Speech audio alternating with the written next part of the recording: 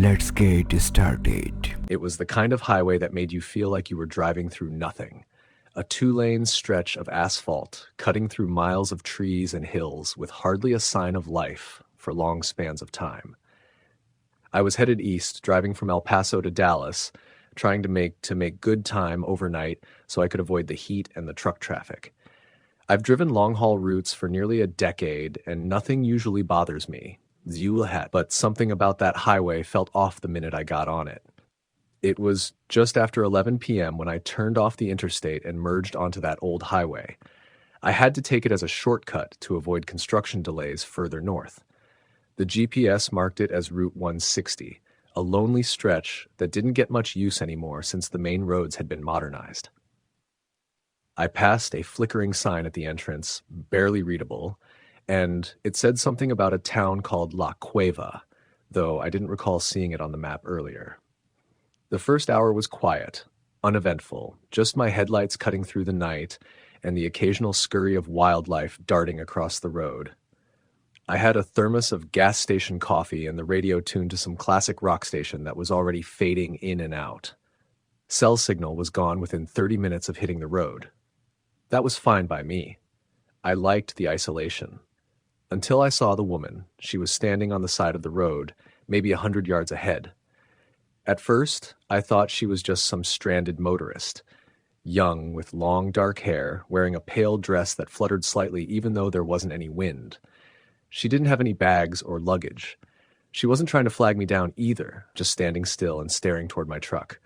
My headlights lit her up for maybe 3 seconds before I passed.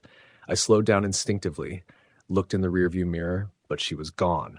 Not walking away, not hidden in the shadows, just gone. I turned down the radio, suddenly alert. That kind of thing messes with your mind. Maybe it was a trick of the light. Maybe I imagined her.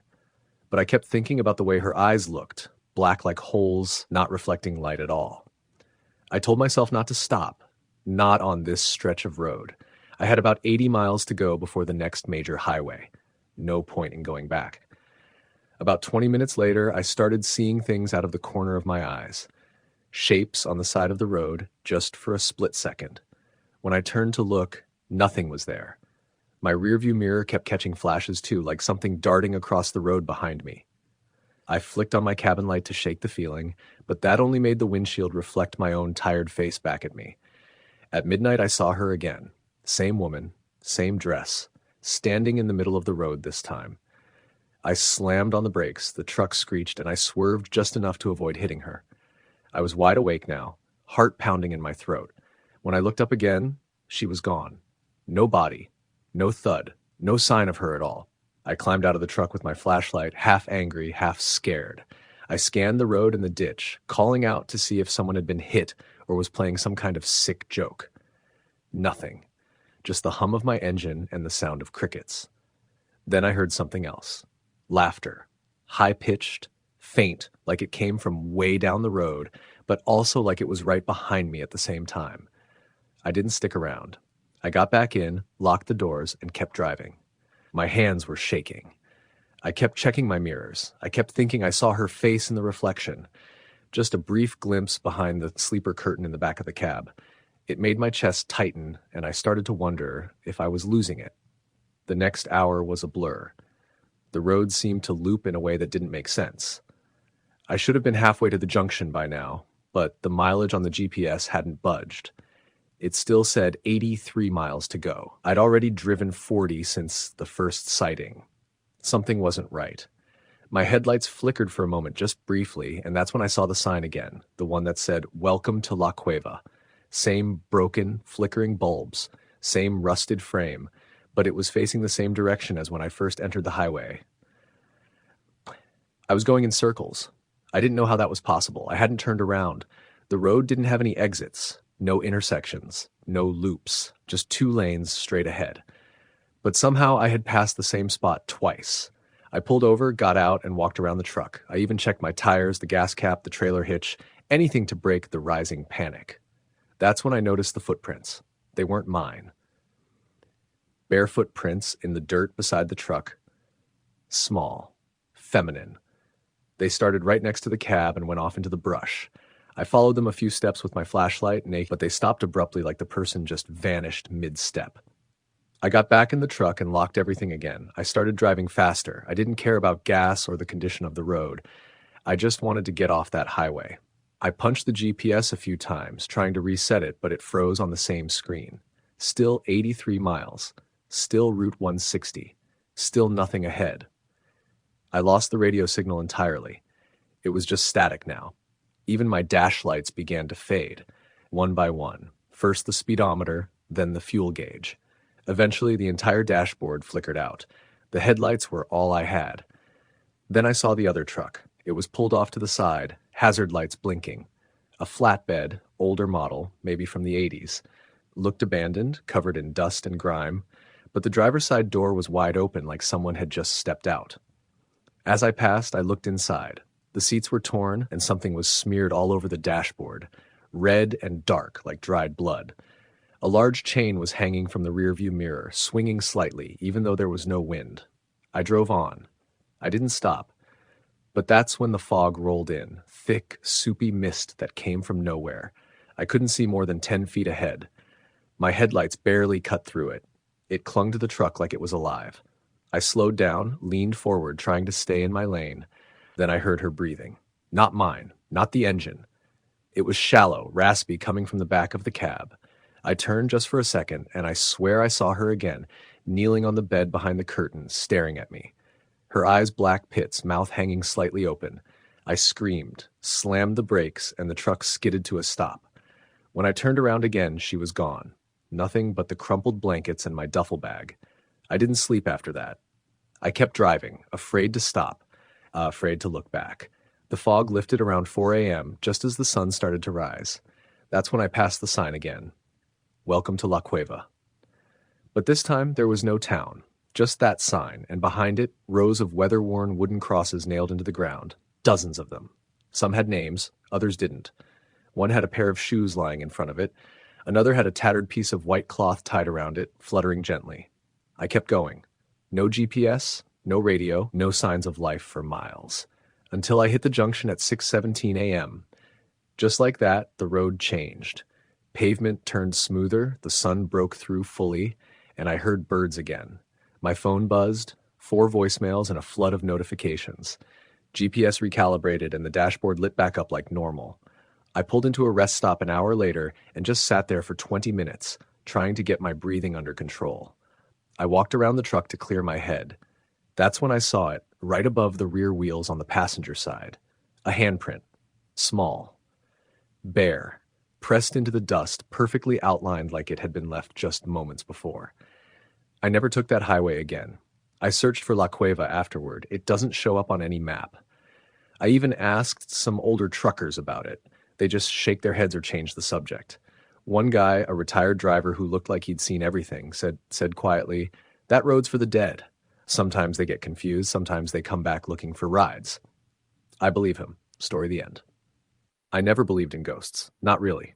Sure, I'd heard the stories, strange lights, weird sounds on lonely roads, things that made people nervous at night. But I chalked it all up to imagination or tricks of the mind, fueled by dark highways and isolation. It wasn't until that night, driving alone on a stretch of highway through rural Texas, that I changed my mind for good. It started innocently enough. I was making the usual late-night drive home after visiting a friend a few towns over. The road was long, straight, and quiet, cutting through wide-open fields under a sky so dark it felt like you could reach out and touch it. I was tired, but the road was clear, so I kept my foot steady on the accelerator. The stretch I was on was an old state highway, not the busy interstate. It was a shortcut I'd taken dozens of times before, with nothing but farmland and the occasional dilapidated farmhouse lining the roadside. It was the kind of road where you might see the occasional deer or raccoon, but no traffic, no streetlights, just your headlights cutting through the black. About an hour into the drive, just past a curve near a stand of old oaks, I saw something that made me slow down. There was a figure standing by the side of the road, barely visible in the dim light of my headlights. At first, I thought it was a hitchhiker, a woman, by the look of her long hair and the shape of her coat. I didn't want to stop. never do in situations like that, but there was something about her. She was standing unnaturally still, almost like she was watching me. Her face was hidden by shadows and her hair, but I could feel her eyes burning into me. I slowed the car and rolled down the window just a crack. "Do you need help?" I asked cautiously. She didn't answer. She just raised one hand, pale and thin, and pointed down the road ahead, then back toward the forest behind her. A chill ran through me, but I nodded slowly and started to ask if she wanted a ride, but the words caught in my throat. Suddenly, the headlights flickered, like the bulbs were dying. For a split second, the car went dark, and in that flash of nothingness, she was gone. I slammed my foot on the gas, heart pounding. The road ahead stretched empty and silent. No sign of her anywhere.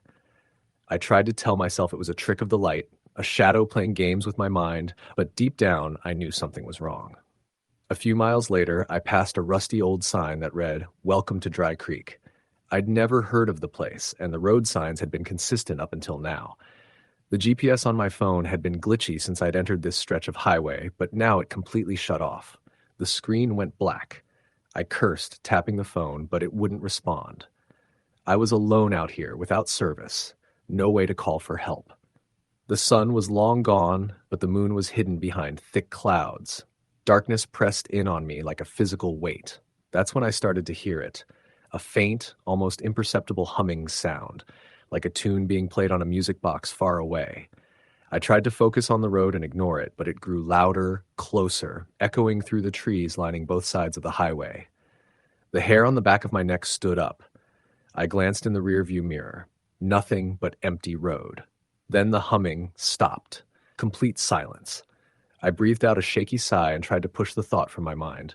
A few minutes later, I saw headlights in my rearview mirror. A car was coming up behind me fast, its high beams blinding in the darkness. I pulled over to the side to let it pass, but as it neared, the car slowed down to a crawl. The engine noise faded until it was silent. I looked back again. No car. I blinked, rubbed my eyes. The rearview mirror showed nothing but black road and trees. I checked the side mirrors. Empty. A cold wave of fear rolled through me. I started driving again, faster now, scanning the road behind me every few seconds. Then, just as I reached a narrow bridge over a dry creek bed, I saw her again. Standing on the side of the road, right where the curve tightened, her figure bathed in faint silver moonlight breaking through the clouds. This time, she was closer, maybe 15 feet from the edge of the asphalt. She wore a long, old-fashioned dress, the kind you'd see in a picture from the early 1900s. Her hair hung loose and wet-looking, obscuring her face. I slammed on the brakes. The car skidded, tires biting into gravel. My breath came out in shallow gasps. "Are you okay?" I called out, voice trembling. She didn't answer, but she raised her hand and pointed again, this time to the creek bed under the bridge. A sudden urge to look over the edge overtook me. I killed the engine and stepped out into the cold night air. The creek bed was dry, cracked earth with dead leaves scattered across the bottom, but something was wrong. There were fresh footprints in the dirt, barefoot prints. They led from the road, under the bridge, and vanished into the shadows beyond the trees. I shivered and turned back to the car. The figure was gone. I climbed in and locked the doors. Then my radio flicked on by itself, crackling static filling the silence. A voice came through, low and broken, whispering my name. It was faint but unmistakable. "Help me." I hit the power button, but the voice persisted, growing louder, more urgent. I yanked the cord from the back and threw the radio on the floor. I sat there shaking, clutching the steering wheel until the voice stopped. The night dragged on. I tried to drive, but the road seemed to stretch endlessly, the horizon never moving closer. I passed another sign, half-rotted and hanging by a single screw. "Beware the woman of Dry Creek." My pulse hit my throat. I had to find out what was going on. The next day, when I finally reached town and could use the internet, I looked up local legends. I found a story buried deep in the town's history. A century ago, a young woman named Clara lost her fiancé in a tragic accident on that very bridge. He was a truck driver, hit by a passing vehicle during a rainstorm. Clara waited for him at the edge of the road every night, dressed in her wedding gown, hoping he'd come back. When he never did, she disappeared herself, supposedly drowned in the creek during a flood. Locals believed her spirit haunted the highway, looking for her lost love, causing accidents and misdirection to those who crossed her path. I remembered the footprints, barefoot and wet-looking, and the strange radio voice. That night, I couldn't sleep. I kept hearing soft footsteps outside my motel window, a gentle tapping on the glass. I was sure I saw a shadow move in the corner of the room. The next morning, I left town as fast as I could. But every night since, when I'm driving alone on a dark road, I hear the faint hum of a music box and the whisper of a woman's voice pleading for help. Sometimes I catch a glimpse of a pale figure standing on the side of the road in the corner of my eye. I don't stop anymore. I don't slow down because I know if I do, she might reach out and pull me in too. Story the end. The desert highway stretched out endlessly, a ribbon of asphalt slicing through miles of barren land, and at night it seemed like a forgotten place where the world held its breath. Marcus had driven this route countless times before. Highway 95, the lonely stretch between small towns in the southwest, where gas stations were scarce and the silence pressed hard against the windows of his aging pickup truck. This trip was supposed to be simple. Pick up a load of electrical equipment in a warehouse on the outskirts of Las Vegas and deliver it by dawn to a customer somewhere near Kingman, Arizona. He left Vegas just before midnight, planning to make the 100-mile drive in about 2 hours, then grab some rest before his next job. He preferred driving at night, fewer cars on the road, cooler temperatures, and an odd sense of peace in the vast darkness. The radio crackled faintly but remained mostly silent, leaving only the steady hum of the engine and the rhythmic pounding of tires on the pavement to fill the cab. The moon was a thin crescent, barely lighting the desert sagebrush and jagged rocks flanking the highway. The air was dry and cool, the kind of night that made the skin prickle. About 45 minutes into the drive, Marcus noticed a pair of headlights far behind him. They were small and distant, a car or maybe a pickup, but no one was close enough to pass or to get closer. He glanced back several times, the lights unwavering at a steady pace, trailing his every mile. It wasn't unusual for another late-night driver to be on the road, but something about the slow, persistent presence unsettled him. It was as if the vehicle wasn't trying to pass him or catch up.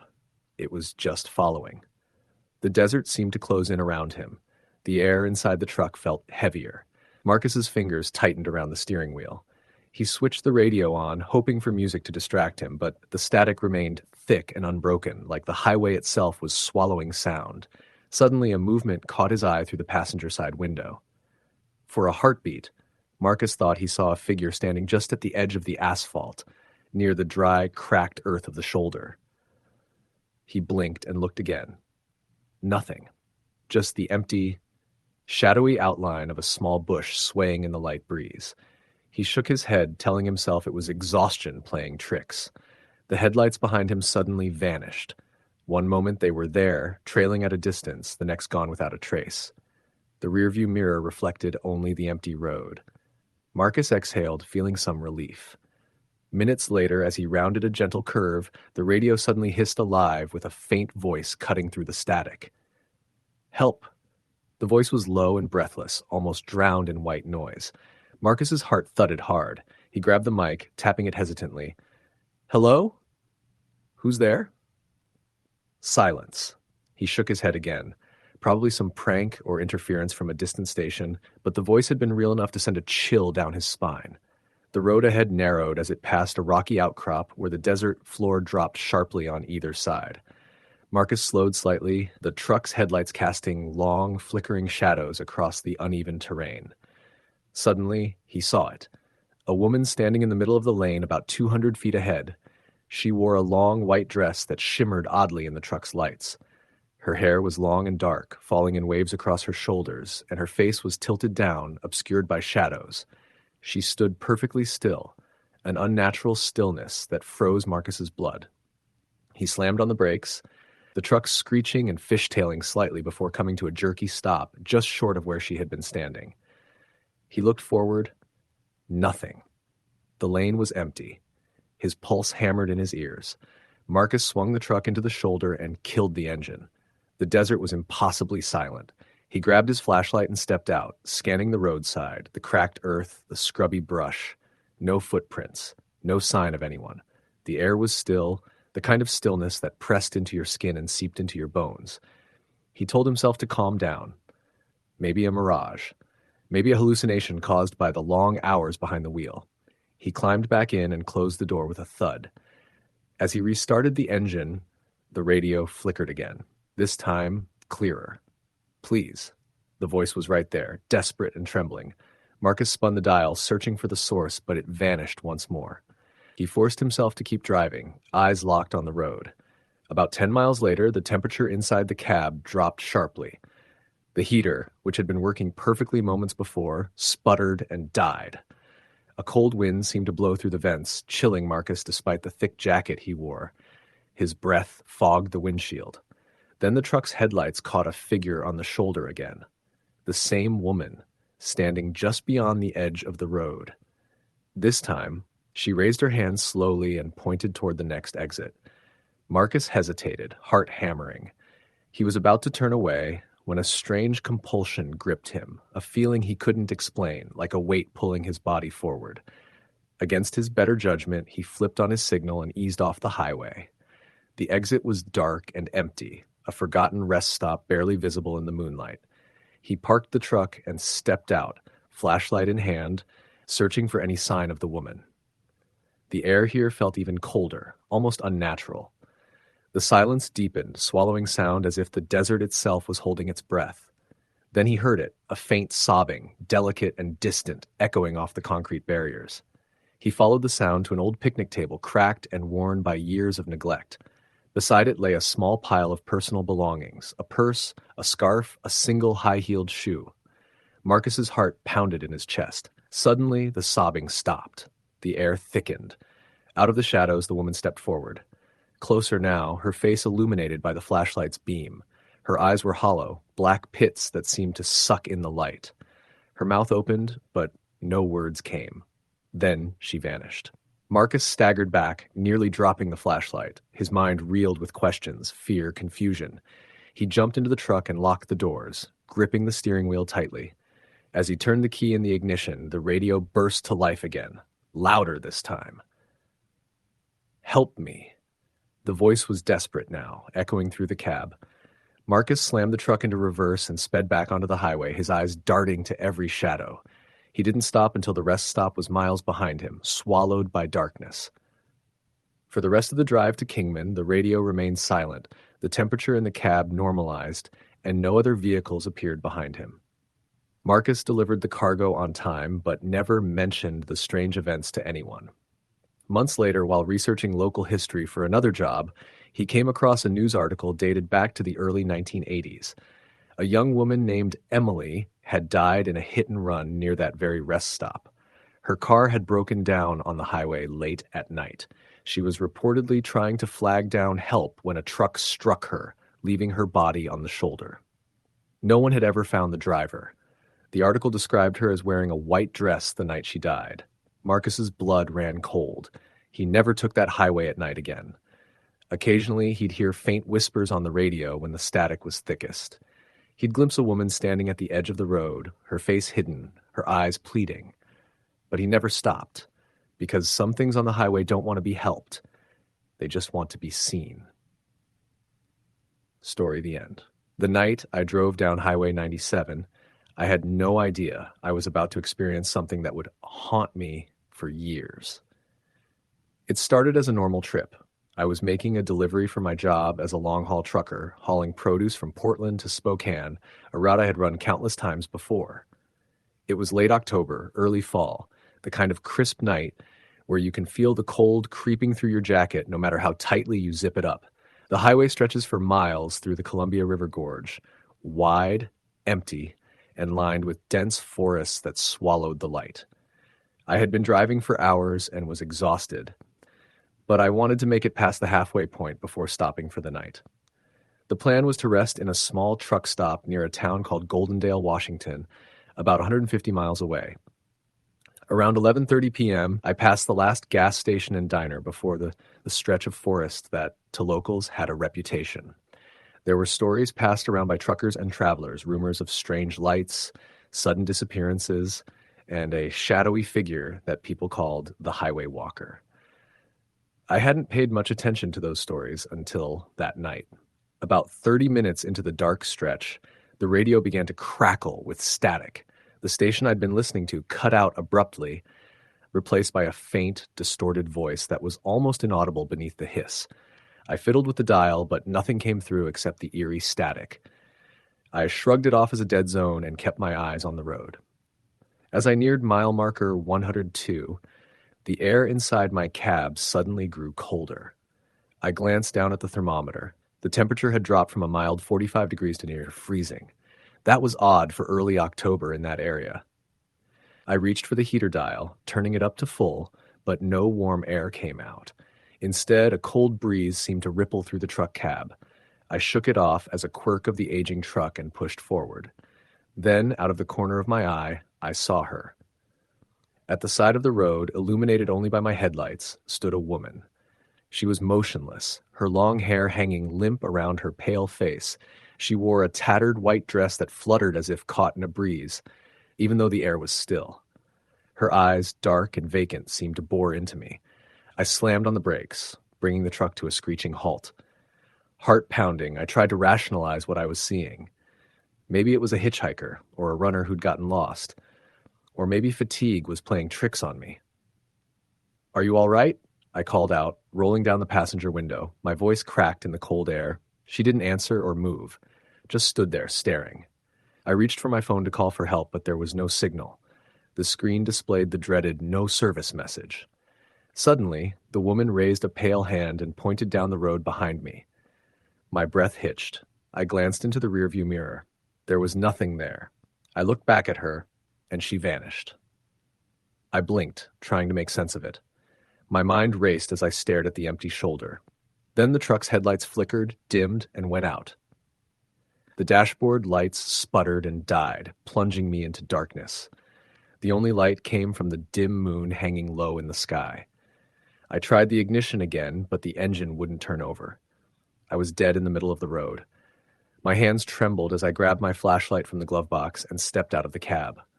The night was silent, except for the faint rustling of leaves. I scanned the roadside but saw no sign of the woman. The air was frigid, and I felt an overwhelming sensation of being watched. Then, faint footsteps echoed behind me on the pavement. I spun around, shining the beam of the flashlight into the dark. Nothing. The footsteps stopped. I felt compelled to get back in the truck. The moment I climbed inside, the engine roared back to life, the lights flickered on, and the heater blew warm air. I exhaled heavily, shaken. I kept driving, eyes fixed on the road, not daring to look to the side again. About 5 miles down the road, my headlights caught sight of a figure standing in the middle of the lane. It was the woman. Frozen, I slammed on the brakes, but the truck skidded and came to a halt just inches away from her. This time, her face was clearer, gaunt, eyes hollow and endless, mouth opening in a silent scream. Then she raised her hand again, not pointing, but reaching toward me. Suddenly, a violent gust of wind slammed into the truck, rocking it hard. The woman's form flickered and then vanished like a fading shadow. I pressed my foot on the gas and sped away without looking back. I finally reached the truck stop near Goldendale around 2 a.m., shaken beyond belief.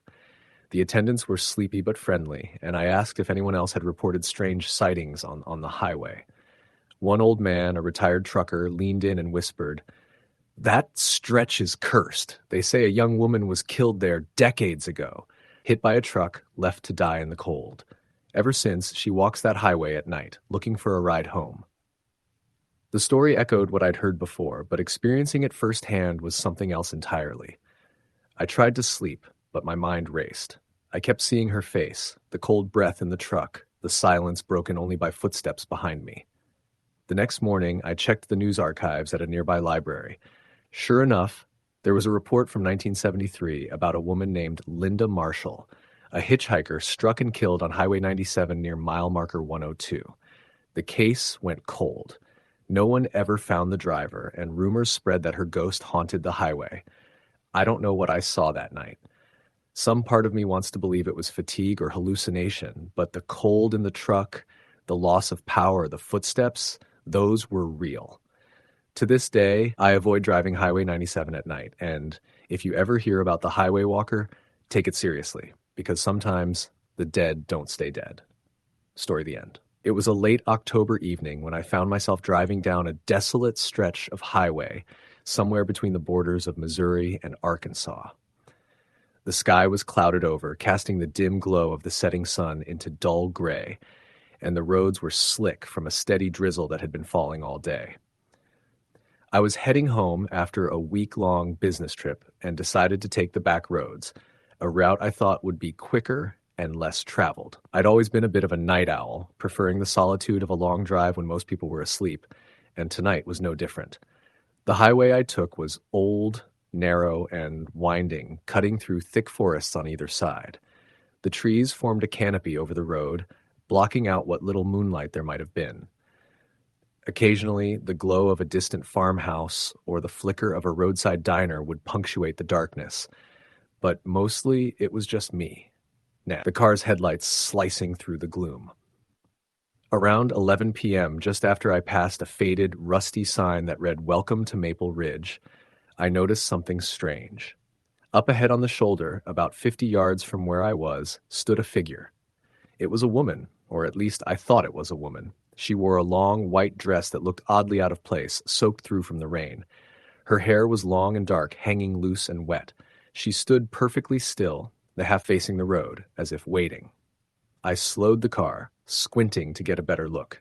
She looked pale, almost translucent in the headlights, but I could see the outline of her figure clearly enough. There was something unsettling about her posture, rigid, unnatural, like a doll that had been set down too carefully. My rational mind told me to keep driving, not to stop for anyone in the middle of nowhere, especially not this late at night. But curiosity and a strange sense of unease compelled me to pull over just past her. I rolled down the window, the cold night air mixing with the dampness from the rain. "Hey, are you okay?" I called out, voice echoing strangely in the stillness. She didn't move or answer. Then, slowly, she turned her head to the side just enough for me to glimpse her face.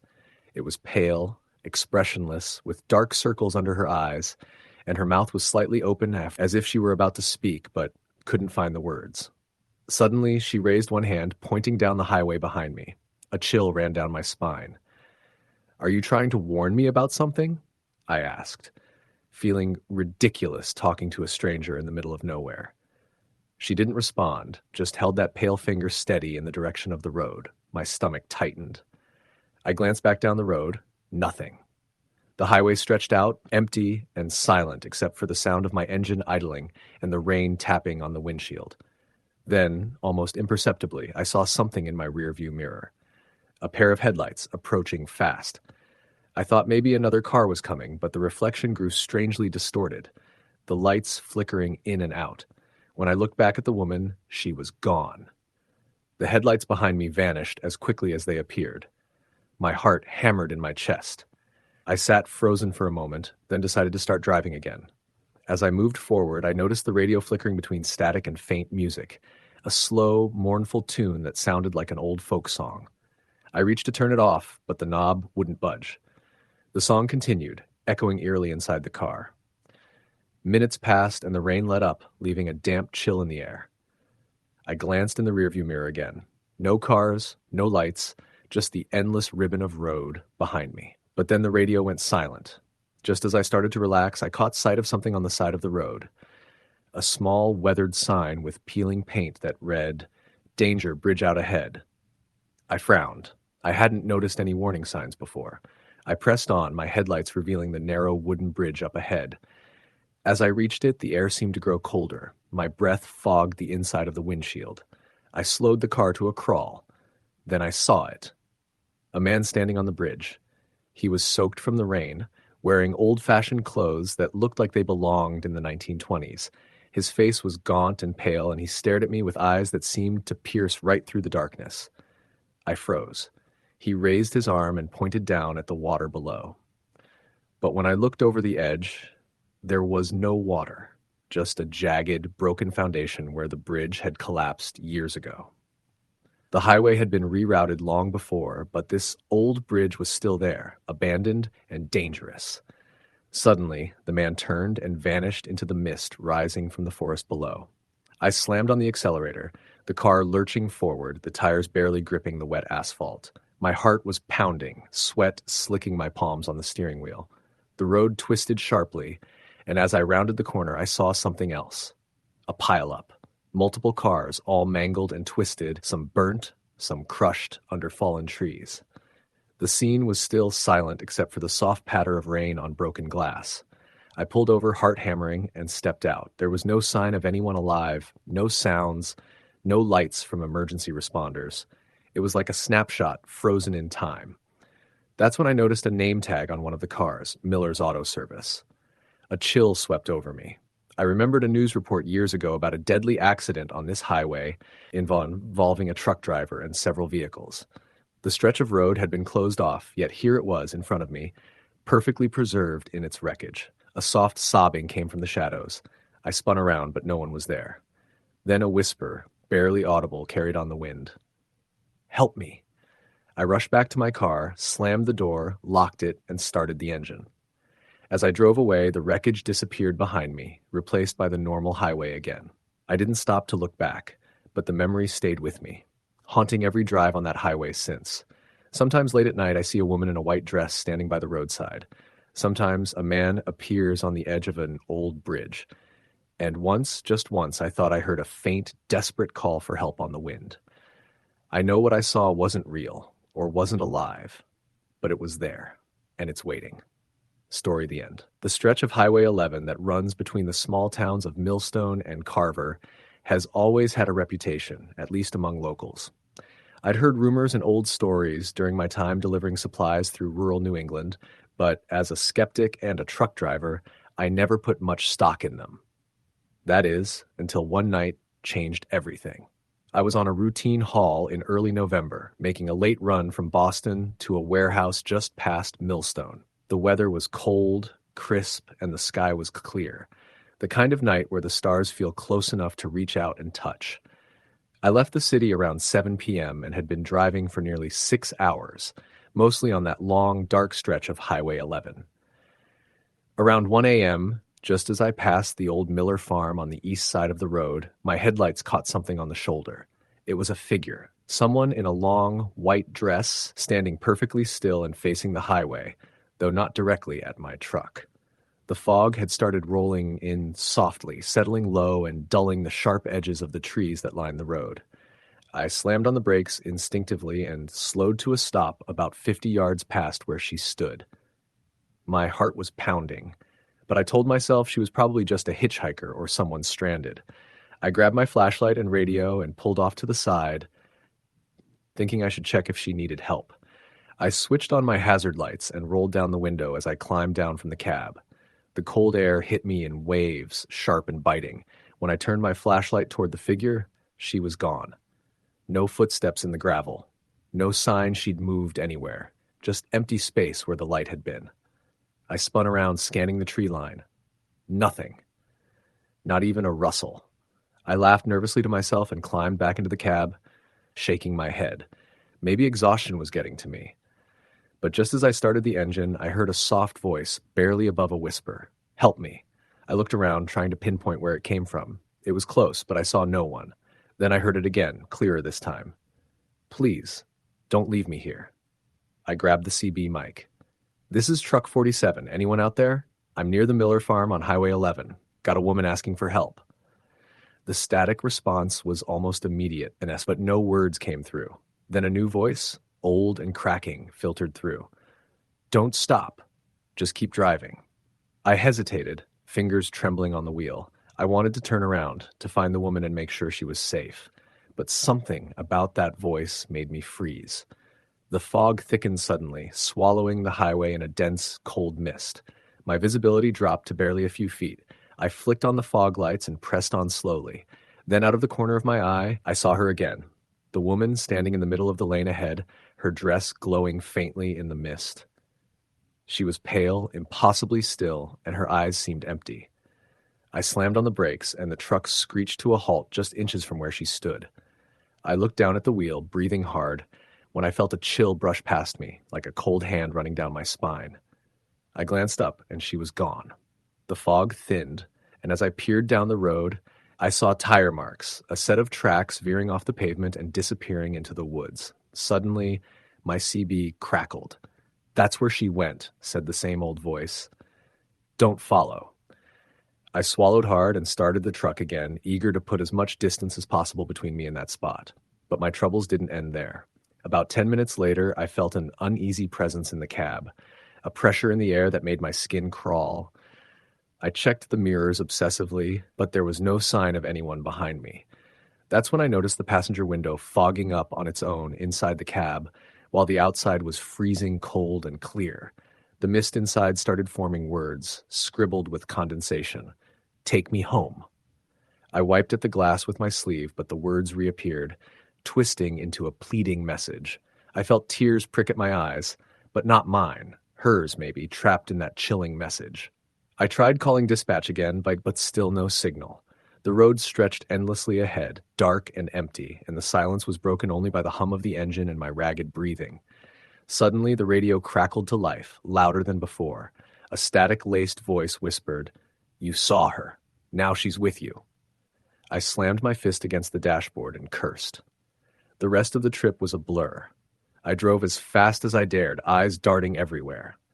Every time I glanced in the rearview mirror, I thought I saw a pale face watching me, sometimes reflected faintly in the side mirrors.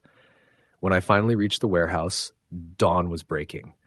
I parked and sat frozen in the cab, reluctant to open the door. Before I did, I looked once more into the side mirror. There she was, the woman in white, sitting in the back seat, staring directly at me, her eyes dark holes that swallowed the light. I blinked, and she was gone. I told the manager what happened, but he just shook his head, muttering about old stories and ghosts no one believes until they see them. Weeks passed, but I couldn't shake the feeling. At night, I hear faint whispers over the CB, cold spots in my home, and sometimes I catch glimpses of her out of the corner of my eye. I never drive Highway 11 at night anymore. Story the end. The highway was silent, except for the steady hum of tires rolling over asphalt. I was driving alone late on a Sunday night, heading home after a business trip. It was a stretch of road I'd taken dozens of times before, a long, lonely highway slicing through dense forests and empty fields in northern Maine. The moon was high, but behind thick clouds, casting an eerie darkness that made every shadow seem alive. I had my phone on the passenger seat, but no signal for the last hour. I was tired, but pushing on because I wanted to get home before dawn. About 2 hours into the drive, just as I was passing the small town of Grey Ridge, something odd caught my eye. On the shoulder up ahead, a woman stood beside her car, her figure illuminated by the flickering orange glow of a failing street lamp. She wore a white dress that looked soaked, and her hair hung down in tangled strands over her face. At first, I thought she was stranded and in trouble, so I slowed down. As I passed, I glanced sideways, planning to check my rearview mirror and turn around to help, but when I looked back, the woman was gone. No car, no figure, nothing but the dark, empty shoulder and the fog beginning to creep in along the ground. I shook my head, telling myself it must have been a trick of the light or exhaustion. But my heart beat faster. I kept driving, but the fog thickened, swallowing the road and trees on both sides. My headlights barely penetrated more than 20 feet ahead. The radio crackled and cut out, leaving only static. Then the voice came. Soft, barely audible, like a whisper carried on the wind. "Help me." I spun my head to the window, heart pounding, but the fog obscured everything. I called out, "Hello? Are you okay?" My voice sounded hollow in the quiet night.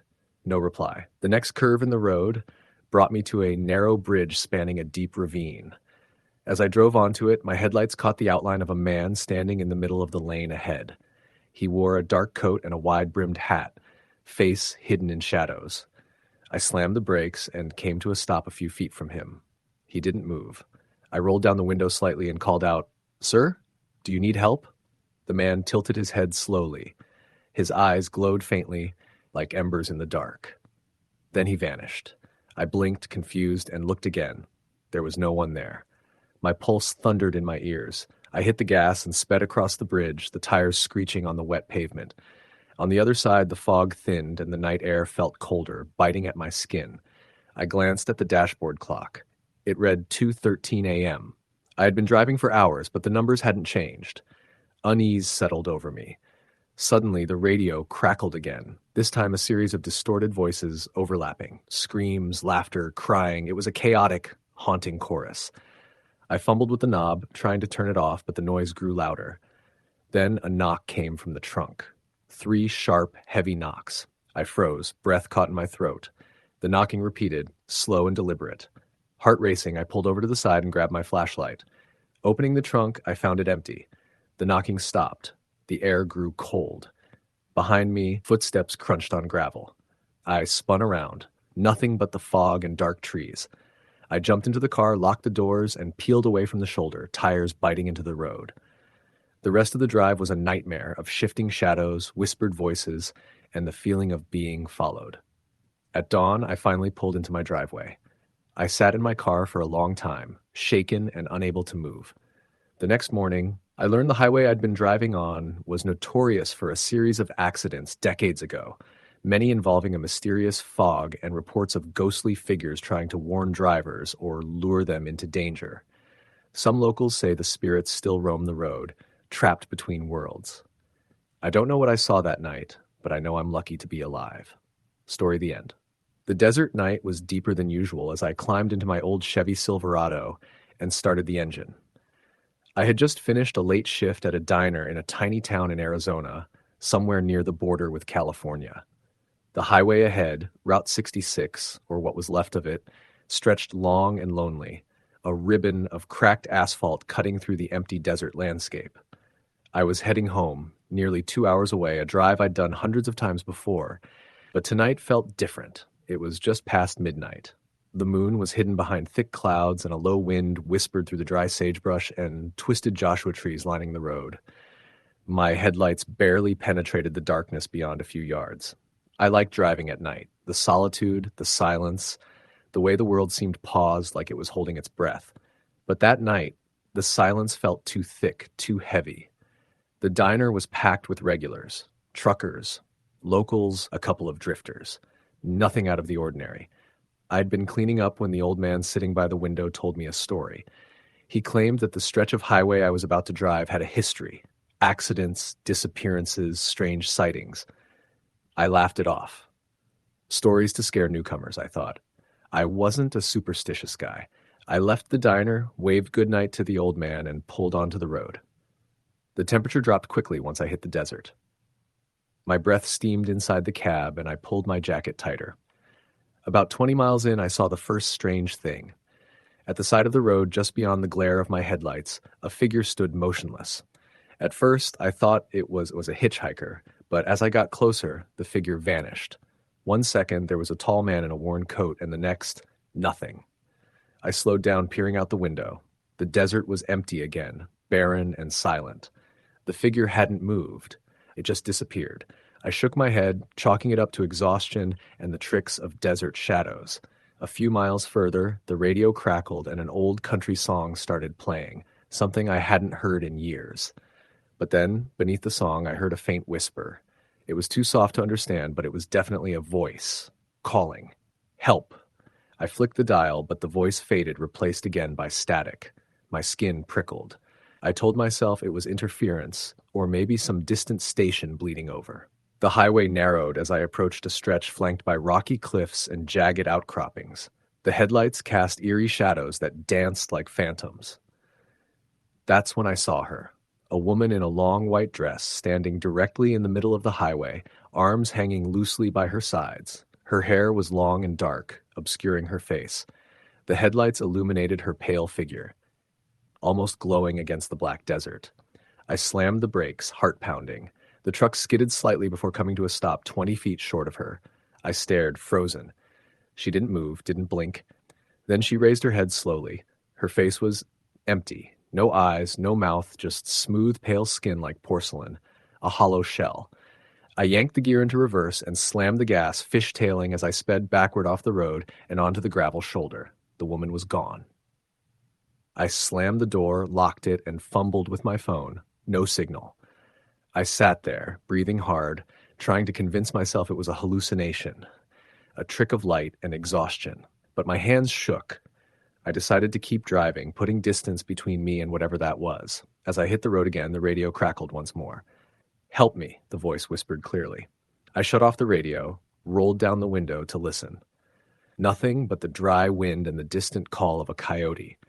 My headlights caught another figure standing just off the shoulder. A man in an old mechanic's uniform, face streaked with grime, eyes fixed on me. I slowed, heart thudding, unsure if I should stop or keep driving. He raised his hand and pointed toward a dirt side road barely visible in the darkness. Despite every instinct screaming at me to keep going, I turned onto the side road. It was narrow and rough, disappearing into the desert's depths. The truck bounced over rocks and sand, headlights struggling to cut through thickening fog that hadn't been there moments ago. The fog wrapped around the truck like a living thing, muffling the sound of the engine and my breathing. Then the truck stalled. I tried the ignition again, but it was dead.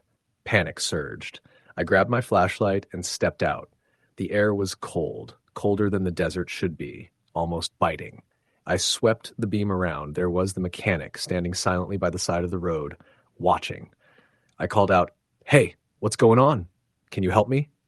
He didn't answer. I took a step forward and the ground beneath me felt soft, like wet sand. Suddenly, my flashlight flickered and went out. I was plunged into darkness. I fumbled to turn it back on, heart pounding, breath shallow. When the beam lit up again, the mechanic was gone. Only a faint smell of oil and rust lingered in the cold air. I ran back to the truck, yanking the door open. The engine sputtered to life. I peeled out of the dirt road, back onto the highway, fog lifting as I gained speed. But the weirdness didn't end. Far ahead, the road curved sharply by a cliff. I saw headlights stopped on the other side, an old pickup truck, rusted and dented, blocking the lane. There was no driver.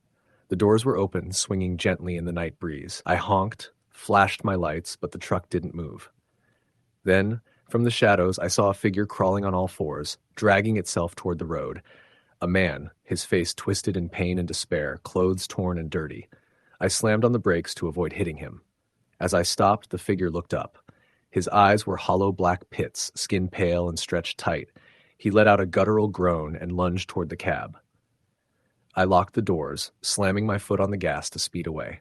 Behind me, I heard the scraping sound of nails against metal fading as I accelerated. The road opened back up into the desert, and I didn't slow down until the lights of the next town came into view. At a gas station, I filled up and tried to calm down. The attendant eyed me like I'd just run a marathon. "Long drive?" he asked. "You could say that," I replied, voice shaking. He leaned in and said quietly, "You took the old highway, didn't you? A lot of folks say that road's cursed. People go missing, see things that don't belong." I nodded. I believe it. I stayed in town that night, too shaken to drive further. The next morning, I visited the local library to look up the highway's history. What I found chilled me. Decades ago, a small town had been wiped out by a tragic accident on that very stretch, a massive pileup in a blinding sandstorm. Scores of people died. Some were never found. Since then, there have been countless reports of ghostly figures on the highway, phantoms of the dead wandering the desert, unable to rest. One story stood out. A young woman in a white dress was killed by a drunk driver while hitchhiking home. A mechanic had been crushed by a truck when his rig lost control. A man crawling on all fours was a local drifter who disappeared without a trace decades ago. The highway had become a place where the living and dead crossed paths, an intersection of unfinished business, sorrow, and restless spirits. I never drove that road at night again. Sometimes, when the wind howls just right and the desert air is thick with silence, I swear I still hear a voice whisper through the static on my radio, "Help me." And I remember those hollow eyes staring back at me in the dark. Story the end. The road stretched ahead like a ribbon of black glass cutting through the desolate Nevada desert. It was Highway 93, late autumn, and I was driving from Las Vegas to Salt Lake City, a trip I'd made dozens of times before. This stretch of highway had always felt lonely, a place where silence and darkness wrapped around you like a shroud. But that night, it felt different, heavier, colder, almost like the darkness was alive. I was hauling a load of refrigerated produce, so the cab was cooler than usual. I kept the heater on, but the chill kept sneaking in, creeping around my feet and hands. The radio was tuned to a classic rock station, a small comfort on nights like these, but static frequently interrupted the music, especially as I drove past the more remote stretches of road. Around midnight, I stopped at a small rest area. It was the only place for miles where a weary driver could pull off the road. The parking lot was empty except for an old pickup parked near the far end. I stepped out to stretch, the cold biting at my skin immediately. A thin layer of fog hovered just above the asphalt, swirling in the weak glow of the street lamps. I walked over to the picnic tables, the wooden benches cold and damp from the night air. The sky above was clear, stars scattered like diamonds. I took a deep breath, trying to shake off the fatigue building up after 8 hours behind the wheel. That's when I saw her. She was standing at the edge of the parking lot near the highway itself. A woman dressed all in white, hair long and dark, flowing behind her like a river of ink. She looked too still, too pale, as if she were part of the mist itself. Her eyes were fixed on me, wide and empty, and I felt a sudden jolt of unease ripple through me. I called out, "Hey, are you okay?" But the only response was silence. No movement, no acknowledgement. I blinked and she was gone. I shook my head, telling myself I must be imagining things. Tiredness can do that, playing tricks on the mind. I headed back to my truck, climbed in, and started the engine. The heater hummed to life and the radio crackled back on, the music filling the cab again. But as I pulled back onto the highway, the cold returned. It wasn't just the air, it was a chill that seemed to seep into my bones. About 10 miles down the road, the headlights caught something on the side of the road. She was there again. This time, she was walking along the shoulder, her feet barely making a sound on the asphalt. Her white dress was stained and torn, her hair wild in the wind. I slowed down, heart pounding. I wanted to stop, to ask if she needed help, but I remembered the stories. The local truckers talked about the White Lady of Highway 93, a ghost who wandered the desert road looking for a way home.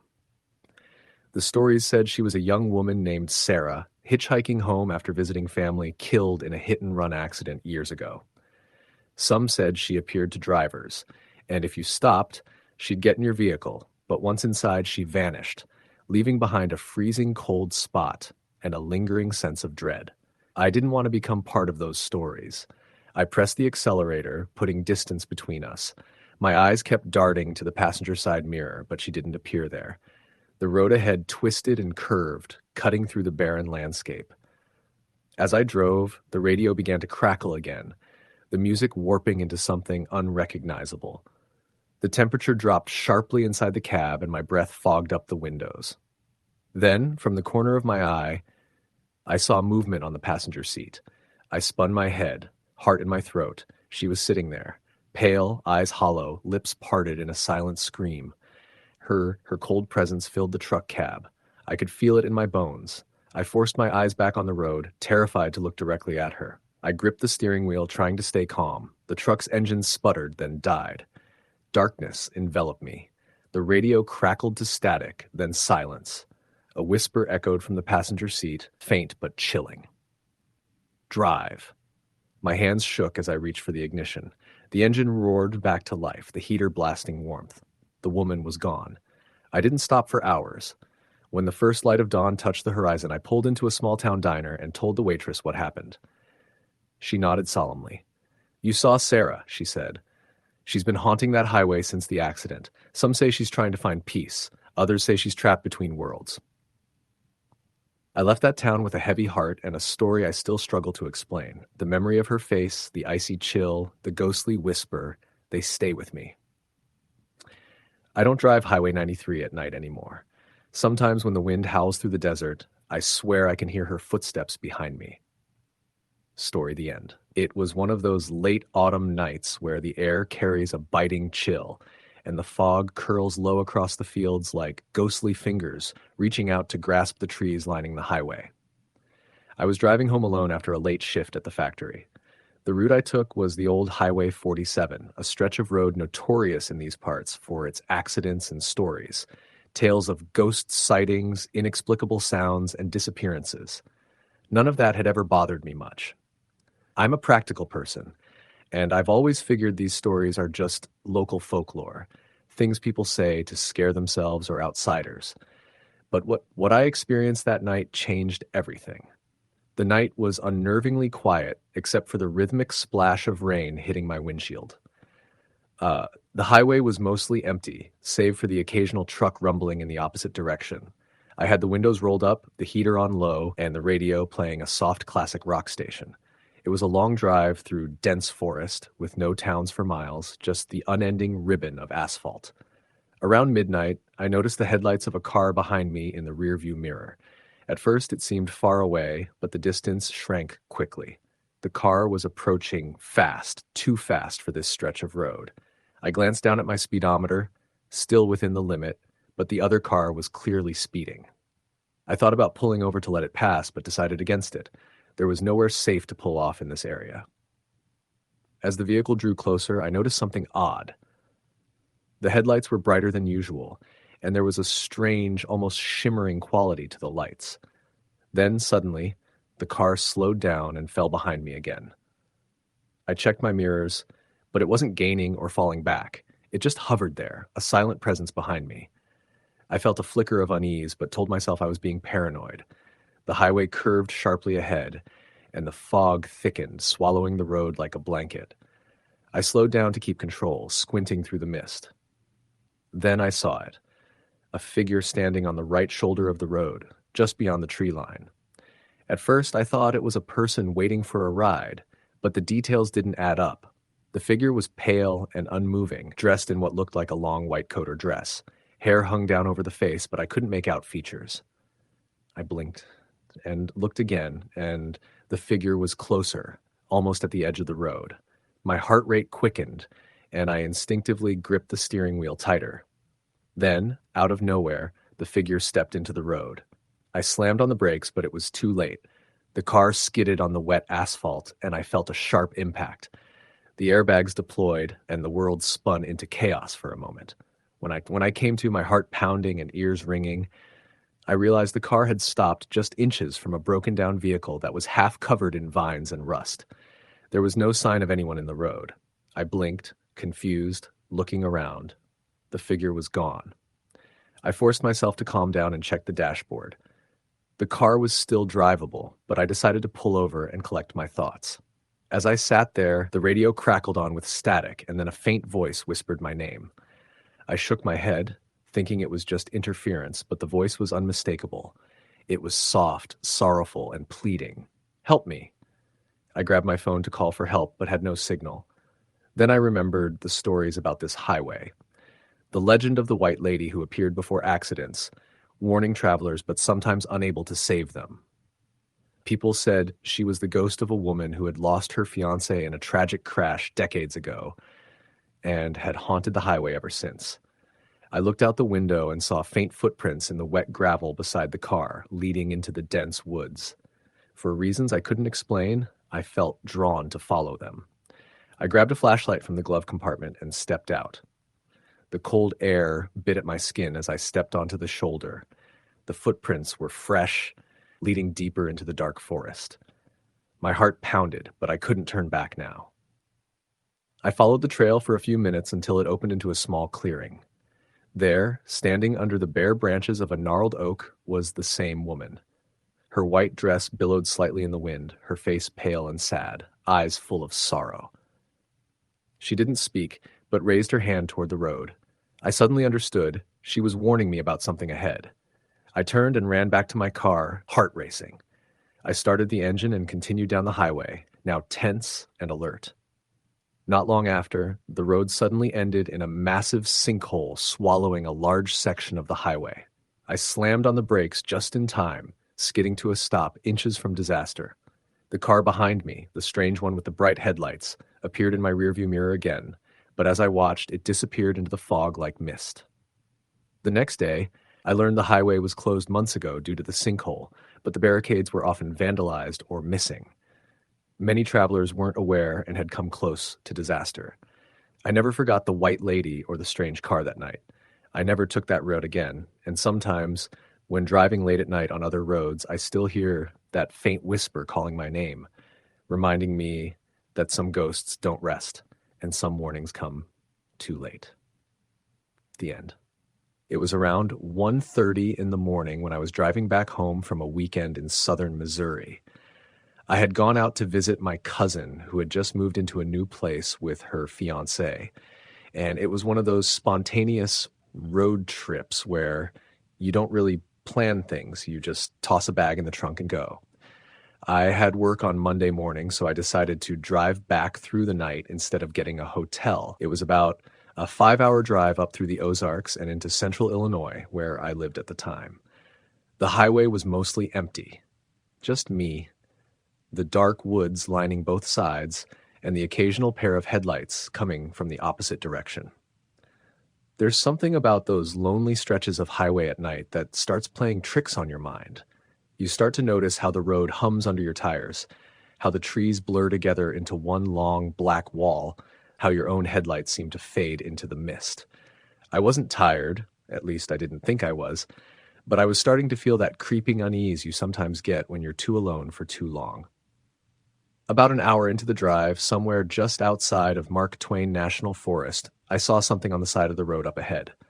At first, I thought it was an animal, a deer or a coyote, but as I got closer, I realized it was a person. A woman, standing just off the shoulder, facing the woods with her back to the road. She had long black hair and was wearing a faded gray hoodie and jeans. It struck me as odd because there weren't any cars pulled over nearby. She wasn't walking, wasn't waving for help, just standing there, still as a statue. I slowed down a bit as I passed her, instinctively looking into my rearview mirror to see if she would turn around. She didn't. I drove on for a few miles, uneasy. I told myself she might have been hiking, maybe had car trouble or was waiting for someone.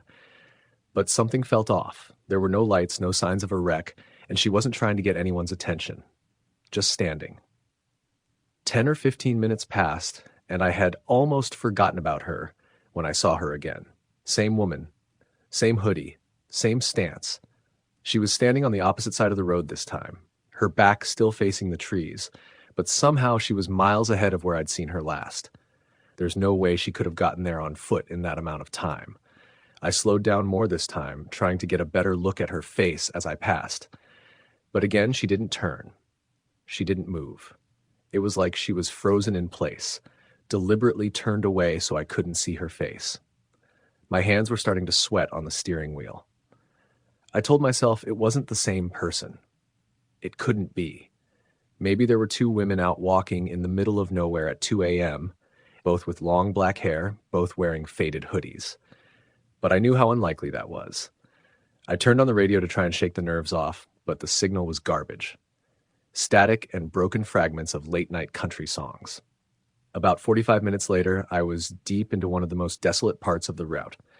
This stretch was nothing but hills and trees, with no service stations or towns for at least 20 miles in either direction.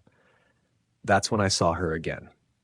Only this time, she was in the middle of the road, not on the shoulder, not by the trees, standing dead center in the lane, facing me. I slammed on the brakes so hard I fishtailed across the blacktop.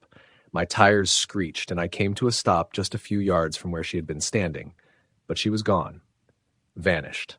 No sign of her anywhere. I looked out both sides of the car into the trees across the road. Nothing. Not a trace. I even got out of the car and walked a few steps forward, calling out, "Hey, are you okay?" My voice sounded absurd in the silence. I should have turned back. I should have called the police. But instead, I got back in the car and kept driving. Faster this time. My GPS glitched out not long after. It kept recalculating and rerouting, even though I was still on the main highway. I knew the road. There was no reason it should have been confused, but the screen just kept flashing the same directions over and over. Turn left. Rerouting. Continue on unknown road. Eventually, it just froze altogether. I didn't need GPS to get home. I knew the way. But that didn't stop the sinking feeling in my gut. Like something was trying to pull me off course, like I was being watched. The next time I saw her, I was climbing a hill. My high beams lit her up from the knees down. She was crouching this time, as if she'd been waiting for me to come over the ridge. When the car crested the hill and her whole figure came into view, I nearly screamed. She wasn't wearing the hoodie anymore.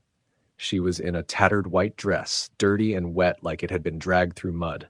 Her face was pale and smeared with something dark, mud or blood, I couldn't tell. Her eyes were open wide, black as pitch, and her mouth was twisted into a grimace that didn't look human. She wasn't crying. She wasn't yelling. She was just contorted. Then she started walking toward the car. I hit the gas. I drove like a maniac, flying down that hill, praying I wouldn't hit a deer or swerve off into the trees. I didn't look in the mirrors. I didn't slow down again until I saw the glowing blue and red of a highway patrol vehicle parked on the side of the road. 2 officers were standing outside their cruiser, talking to a trucker who had pulled over. I screeched to a stop behind them and jumped out. I must have looked insane. I couldn't get the words out fast enough. I kept saying, "There's a woman on the road. She's walking in front of cars. I think she's hurt. Something's wrong with her face."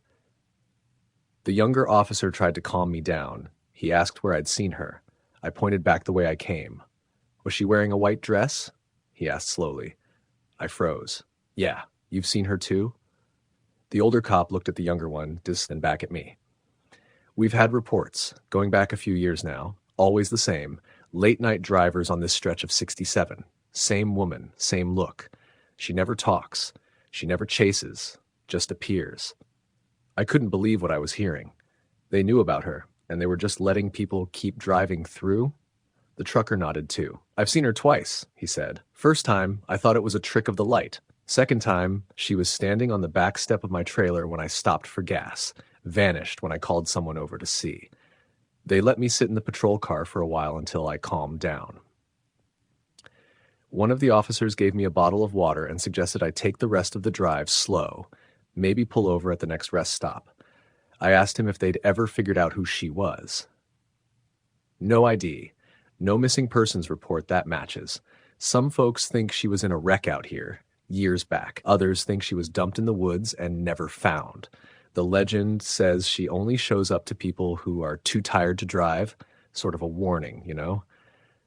But that doesn't explain why she keeps showing up in the same form. Same look, same stare." I didn't want to hear any more. I drove the rest of the way home with the dome light on, music blaring, windows cracked open just to feel the air on my face. I made it back around 4:30 a.m., heart still pounding, hands still trembling. For weeks, I avoided that stretch of highway. I took longer routes, stayed overnight on business trips. I couldn't shake the feeling that I'd seen something not meant to be seen, something that was still watching me, maybe waiting for me to drive that road again. One night, about 3 months later, I was out late getting groceries and had to take the highway home again. I told myself it was just a story, a trick of the dark, a shared hallucination. But as I turned onto the ramp, I saw a smear of mud on the guardrail. It looked like a handprint. I didn't stop. I've never stopped again. Story the end. It was just past midnight and I found myself driving down that stretch of highway that everyone warned me about. State Route 77, a long, desolate road running through the heart of the Ozarks in Missouri. I wasn't supposed to be on it, really. My GPS had glitched earlier, rerouting me through this back road, but with no cell reception, I had no choice but to keep going. The radio was dead static, the world outside my windshield a thick blanket of darkness. The night was bitterly cold, and frost coated the edges of the glass. The road was narrow, barely 2 lanes wide, with dense woods pressing in on either side like an unwelcome audience. No houses, no lights, just the occasional faded reflector post, marking the way through the black. I'd heard the stories before, of phantom hitchhikers who vanished into thin air, ghostly apparitions standing in the middle of the road, and flickering headlights that belonged to no car. All nonsense, I thought. I was a realist, a man who believed in facts, not fairy tales. But as I drove further into the darkness, I started to question what I believed. It began with the headlights. Far ahead, I saw a pair of lights approaching fast. At first, I assumed it was just another driver, but the closer the lights got, the stranger it felt. The lights weren't steady. They flickered and pulsed like a heartbeat, not a steady glow of any vehicle I'd ever seen. And then they stopped, right in the middle of the road, completely blocking my path. I slammed on the brakes, my tires screeching against the cold asphalt. My heart hammered against my ribs as I peered through the windshield, trying to see who or what was there. The lights disappeared. I blinked, and the road was empty again. The only sound was my ragged breathing. I forced myself to keep driving, eyes darting to the rearview mirror. My reflection was pale, outlined by the dashboard's dim light. The road curved sharply ahead, and the fog thickened, creeping along the ground like a living thing. Out of the mist, I saw her. A woman standing just off the shoulder, her white dress billowing in the slight breeze. Her hair was long and tangled, hanging down over her face. She was looking right at me, but her eyes, they were hollow, dark pits that swallowed the light. My skin prickled, and I swallowed hard. I slowed down, instinct telling me to stop, to help, but something deep inside urged me not to. She raised a hand slowly, fingers trembling as if begging. I shook my head, gripping the wheel tight. The radio burst to life with a shrill scream that cut through the silence. I fumbled to turn it off, but the voice remained, a woman's voice, distorted, pleading for help. "Please, don't leave me." I glanced at my phone. No signal. The woman's lips moved, but no sound came from her mouth. Suddenly, she was gone. I blinked, heart racing. The road ahead was clear, but the temperature had dropped sharply, my breath fogging the air inside the car. Minutes later, a truck passed me, headlights glaring, but when I checked the side mirror, the truck was gone. It was like it never existed. I pushed on, desperate to find the next town, the next sign of civilization. Then, just ahead, a figure stepped into the lane. A man this time, dressed in a dusty, old-fashioned suit, his face gaunt and pale. His eyes glowed faintly in the dark. I swerved sharply to avoid him, heart pounding so hard I thought it would burst. He vanished before I could even blink. I kept driving, the fog growing thicker, swallowing the road until I could barely see my own hood. The radio crackled back to life, this time filled with angry whispers and a low hum that made my skin crawl. Then, the worst sound, the unmistakable noise of a child crying. Soft, heartbreaking sobs drifting from the back seat.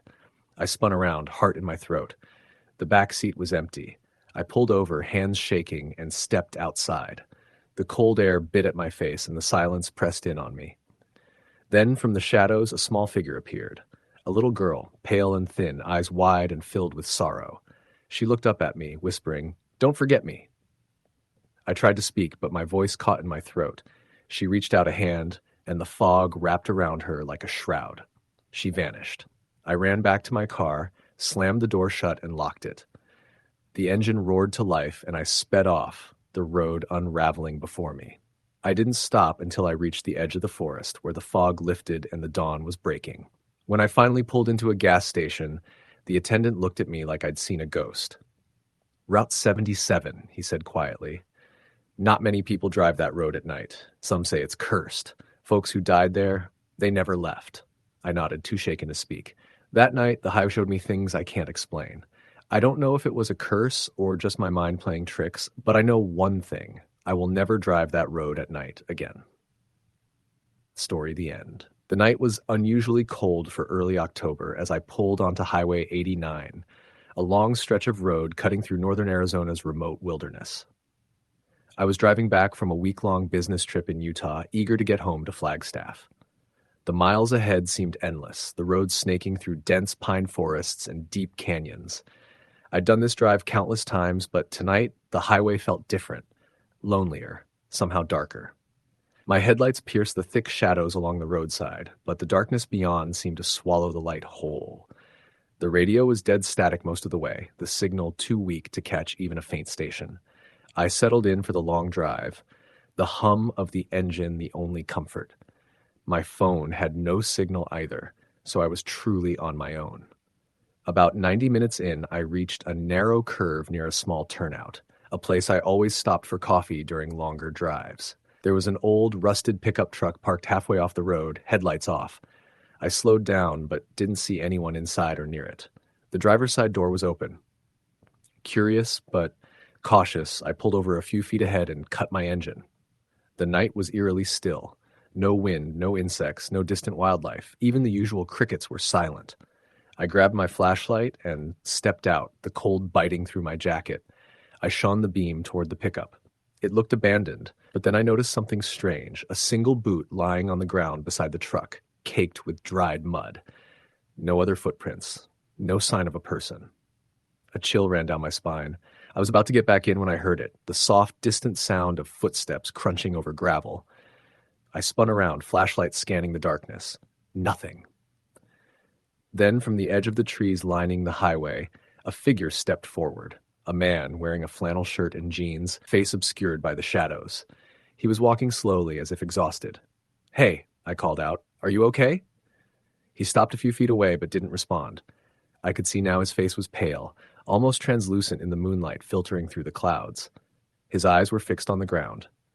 "Do you need help?" I asked again. He looked up suddenly, and I swear his eyes were hollow, empty pits.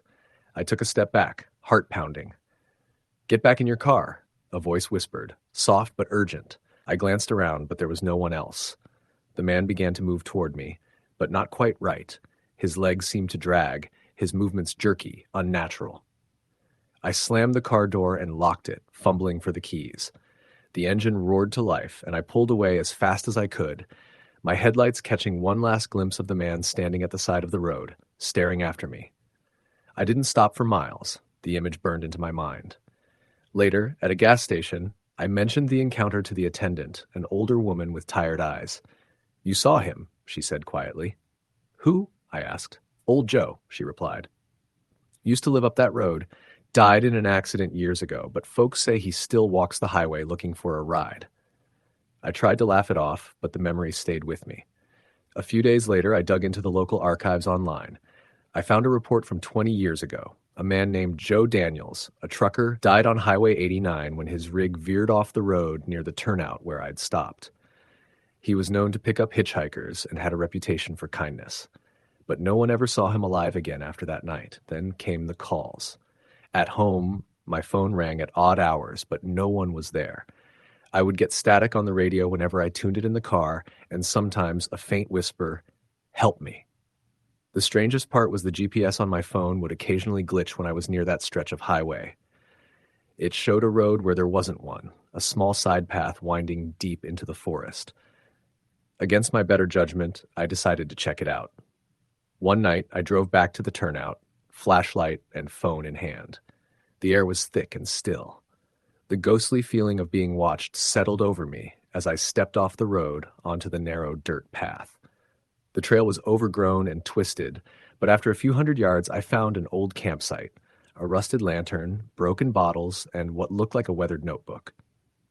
I picked it up, pages brittle and faded. Inside were entries from a man named Joe, describing his long drives, the people he helped, and a growing fear that something was following him on the highway. The final entry was chilling. "I'm afraid the highway is cursed. I don't think I'll make it home." Suddenly, the temperature dropped sharply, my breath fogging in the flashlight's beam. Behind me, I heard the soft crunch of footsteps. I spun around, nothing but empty trees swaying in the breeze. Then the whisper again, clearer than ever. "Help me." I ran back to the truck, heart racing, never looking back. I haven't driven that stretch at night since. Sometimes when the wind blows just right and the night is still, I swear I hear old Joe's voice on the radio, pleading. And I know some highways carry more than just cars. They carry stories that never end. Story, the end. I've driven across every corner of the country for over 15 years. When you spend that much time behind the wheel, highways become your second home. You get to know their rhythms, the best places to fuel up, the spots where your GPS cuts out, and the miles of total blackness that stretch for hours through nowhere towns and nothing landscapes. I've got stories, plenty of them.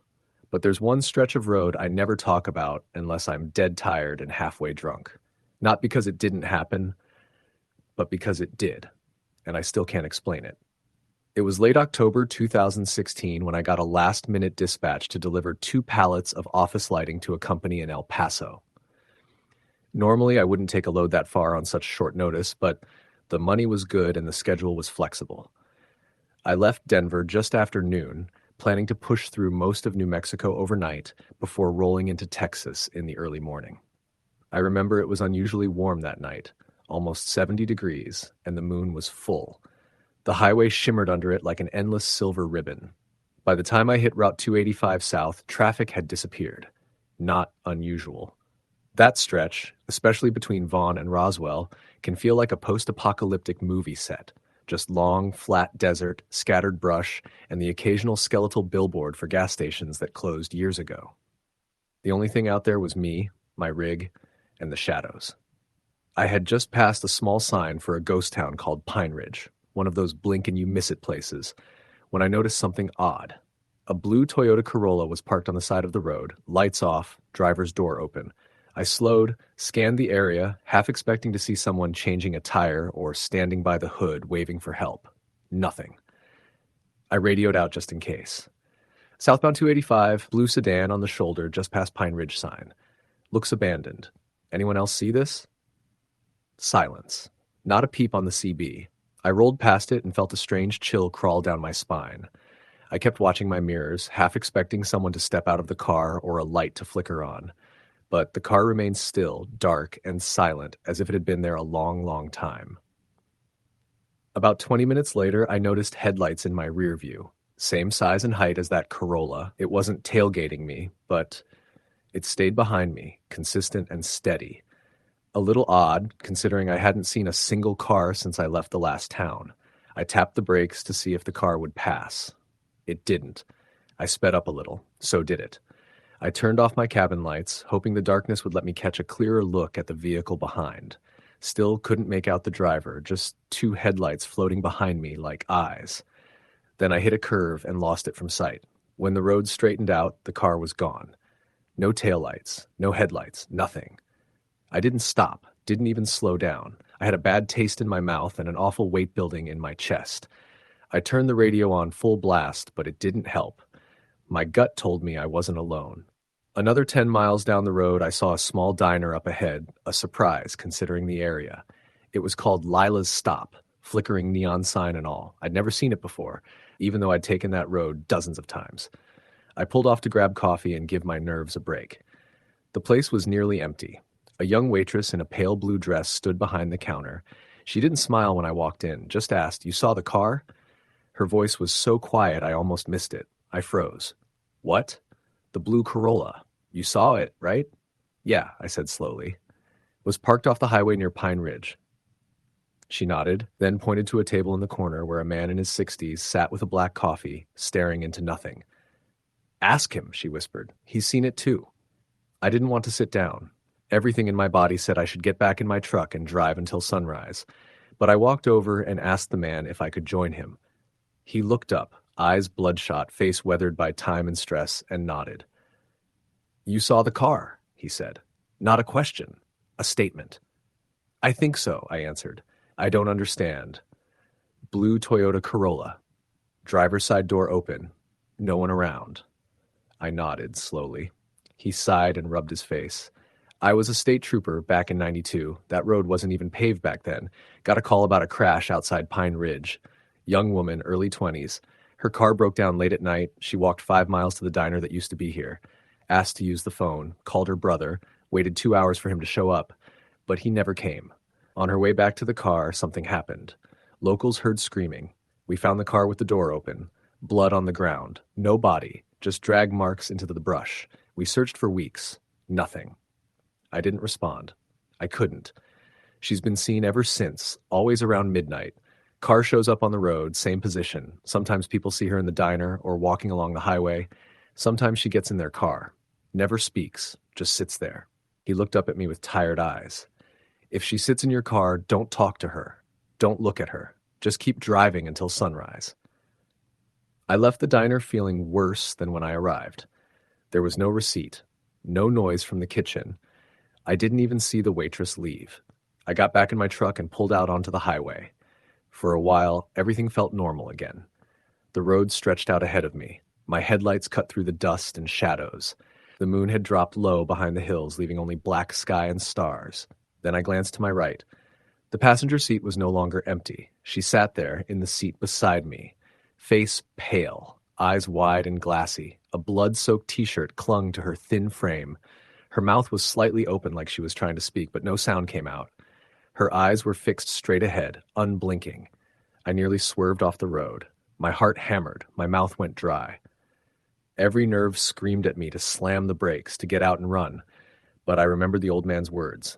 Don't look at her. Don't talk to her. So I kept driving, Mile after mile passed in silence. I focused on the lines on the road, hands clenched so tight around the wheel my knuckles turned white. I didn't breathe. I didn't blink. I didn't dare move, but I could feel her watching me. The air in the cab grew colder and colder until frost gathered on the inside of the windshield. My breath came out in visible puffs. I turned the heat all the way up, but it didn't matter. At some point, I don't know how long, she began to whisper. Low, broken sounds, not words, just wet breathing like someone drowning inches away. I kept driving. Finally, after what felt like hours, the first hint of morning appeared on the horizon. The pale pink hue of dawn stretched slowly across the desert sky. As the sun began to rise, I felt the chill lift. I turned to the passenger seat. She was gone. No trace, no blood, no sign she'd ever been there. I made it to El Paso just after 8 a.m., unloaded, and sat in the cab for a long time, engine off, heart still racing. That night, I slept in a motel instead of the truck. I couldn't face the highway again so soon. I tried to find that diner on the way back. There was nothing there, just a collapsed structure, buried in tumbleweed and dust. Looked like it hadn't been open in decades. I asked some of the other long-haul guys about it over the next year, just casually. Most laughed it off. But a few got quiet. Said they'd seen a blue car, too. One guy admitted he saw someone standing in the road and swerved, nearly killing himself. Another said he had a passenger appear beside him, staring, not speaking, just like I did. One driver I knew went missing in that area the following winter. His rig was found still idling on the shoulder near Pine Ridge. No damage, no sign of struggle. His phone and wallet were in the cab. But he was gone. No body, no footprints, just an open door. I don't take that route anymore. Doesn't matter how much they offer to pay. I stick to familiar highways, busy roads, anywhere that doesn't turn pitch black at night. People joke about haunted houses, but haunted highways, they're worse. Because you can't just leave. You can't close the door behind you and pretend it was all a bad dream. Out there, you're exposed. Vulnerable, a speck of light in a sea of darkness. And sometimes the road remembers the dead more than the living. Story the end. It was the kind of night that felt heavy with silence, the air thick and still, the kind of quiet that makes your own breathing sound loud. I was driving my semi down Highway 97, somewhere near the Oregon-Washington border, late in October, when it happened. I'd been on the road for nearly 12 hours straight, hauling a load of timber from a mill outside of Eugene to a warehouse in Spokane.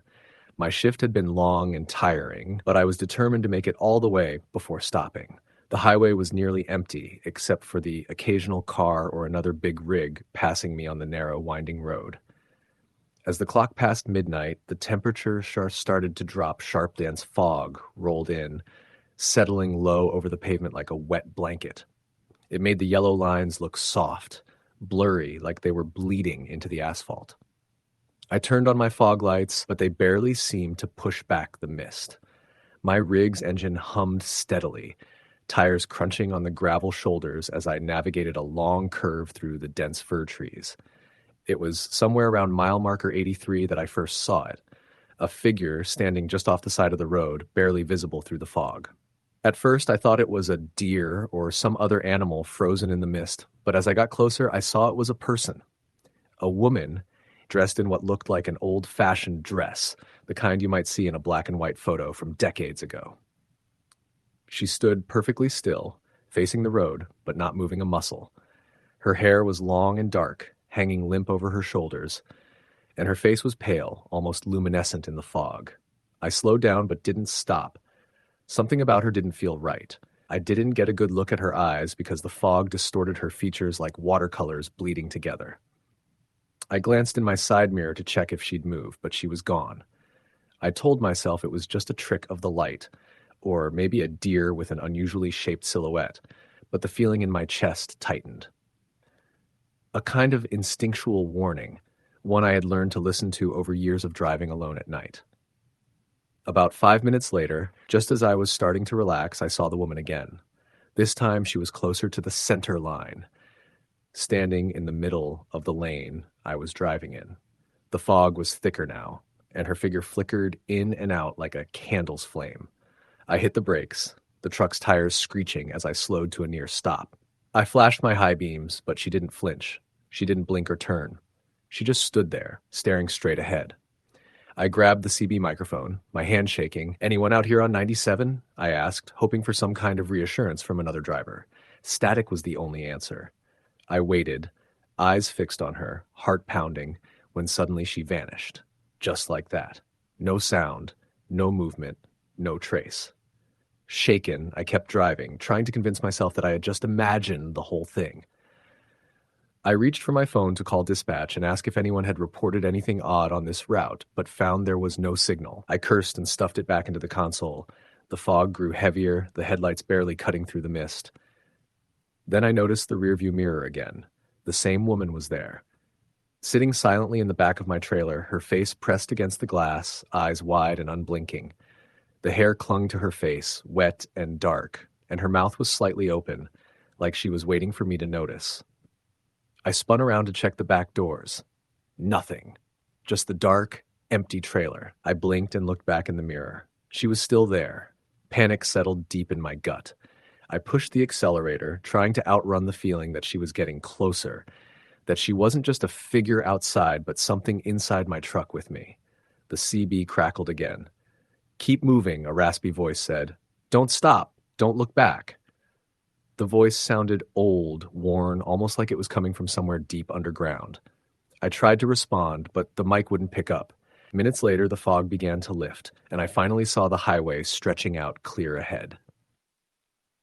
Relief washed over me as the radio came back to life with faint music and the distant voices of other drivers. I was about to breathe easy when the headlights of a car appeared behind me. At first, I thought it was just another driver, but the car stayed too close. No passing. No signals. Just followed, matching my speed, no matter how fast I went. I pulled off at the next rest stop, heart still racing. The car stopped too, and for a moment I thought I'd see someone get out. But the windows were dark, and the engine was silent. I dared not get out. I sat in the cab, locked the doors, and watched the car through the windshield. Then the car was gone. No sound, no taillights disappearing down the highway. Nothing. I wanted to call the police, but had no signal. I started the rig and drove on, the headlights of the car never returning. When I finally reached a town, I stopped at a diner to collect myself and to find out if anyone else had experienced something similar. The waitress was a woman in her 50s, and when I described the figure and the strange car, she nodded knowingly. "Stories have been around for decades," she said quietly. "People call her the Highway Woman. They say she was a bride who died in a car crash right here on this road, on a foggy night like this one. Ever since, she waits for someone to help her find her way." I shuddered, thinking about how close I'd come. The waitress leaned in and lowered her voice. "But they say if you stop for her, you never leave." I finished my coffee and left, deciding then and there to never drive that stretch of highway at night again. Weeks later, I checked my dash cam footage from that night. The timestamp showed me passing mile marker 83, and there she was. Not a blurry shape or a trick of light, but a clear figure standing in the middle of the road, glowing faintly in the headlights. The most chilling part wasn't the woman, though. It was what appeared just behind her, a shadowy figure standing on the shoulder, watching me, waiting. I deleted the files and never looked back. To this day, when the fog rolls in thick and the road stretches empty, I hear the whispers on the radio and feel the presence in the passenger seat, and I never stop. Story the end. It was almost midnight when I left the gas station off Route 59 near the edge of a dying little town in western Oklahoma. I remember it well because I had just checked the dashboard clock while fueling up and the glow read 11:56 p.m. I was heading back to Amarillo after visiting my sister in Tulsa. I should have taken the main highway, but I let my GPS reroute me to save time due to roadwork delays near Oklahoma City. That decision, which at the time seemed like a small inconvenience, changed everything. The road I was on was long and mostly straight, cutting through nothing but fields and abandoned farmland. The occasional streetlight or signpost was the only evidence that civilization had ever touched this part of the world. It was the kind of place where your headlights were the only thing lighting the path, and the darkness swallowed the road behind you like you never existed. I drove with the windows rolled up, the AC running low, and an old country playlist keeping me company. The first weird thing happened around 20 miles past the gas station. My phone buzzed violently. Emergency alert. But when I checked it, there was no message. No storm warning. No Amber Alert. Just the alert sound. And then the phone died. Black screen. It had been at 73% battery. I shrugged it off. Probably just a software glitch. Maybe I needed a new charger. That road didn't have cell service anyway, so I figured I'd deal with it later. 15 minutes later, I saw something on the shoulder up ahead. At first, it looked like a trash bag. But as I got closer, the shape became more human. I slowed down, unsure of what I was seeing. A person, yes, definitely a person, was standing there, slightly hunched, their back to me, right foot barely touching the white line on the edge of the road. My brights caught them for a second. Pale blue jeans, white shirt, black shoulder-length hair. They didn't react to my lights or the sound of the engine. I rolled past, heart thudding. For a moment, I debated turning around. What if they needed help?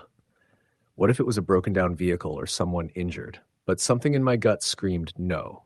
I drove another 2 miles before pulling off onto a gravel shoulder, thinking maybe I could call for help. But my phone was still dead. That's when I looked in my rearview mirror. The person was standing in the middle of the road, far behind me in the faint glow of my taillights. Just standing there. I couldn't make out any details, just the silhouette. I turned off the headlights for half a second and flipped them back on. They were gone. I didn't wait. I hit the gas and got back on the road, not caring about speed limits anymore. My hands were slick on the wheel and my mouth was dry. I kept telling myself it was stress, maybe some local pulling a prank. But then things got worse. Every road sign I passed after that looked wrong. They were the same standard green with white lettering, but the names didn't make sense. Lake of Mouths, Drummer's Bone Hill. One just said, remember. I tried to ignore them, but the dread was growing in my chest like something physical, something with weight. My GPS, still mounted on the dash, flicked on suddenly despite my phone being dead. The screen was blank except for a red arrow slowly rotating in a circle. Then it froze, pointing directly behind me. I ripped it off the mount and threw it into the passenger seat. At the 65-mile mark since leaving the gas station, I saw lights ahead. A gas station, one of those old independent ones that still had analog signs and flickering bulbs under a tin awning. Relief washed over me like a wave. I pulled in and parked near the front. No other cars.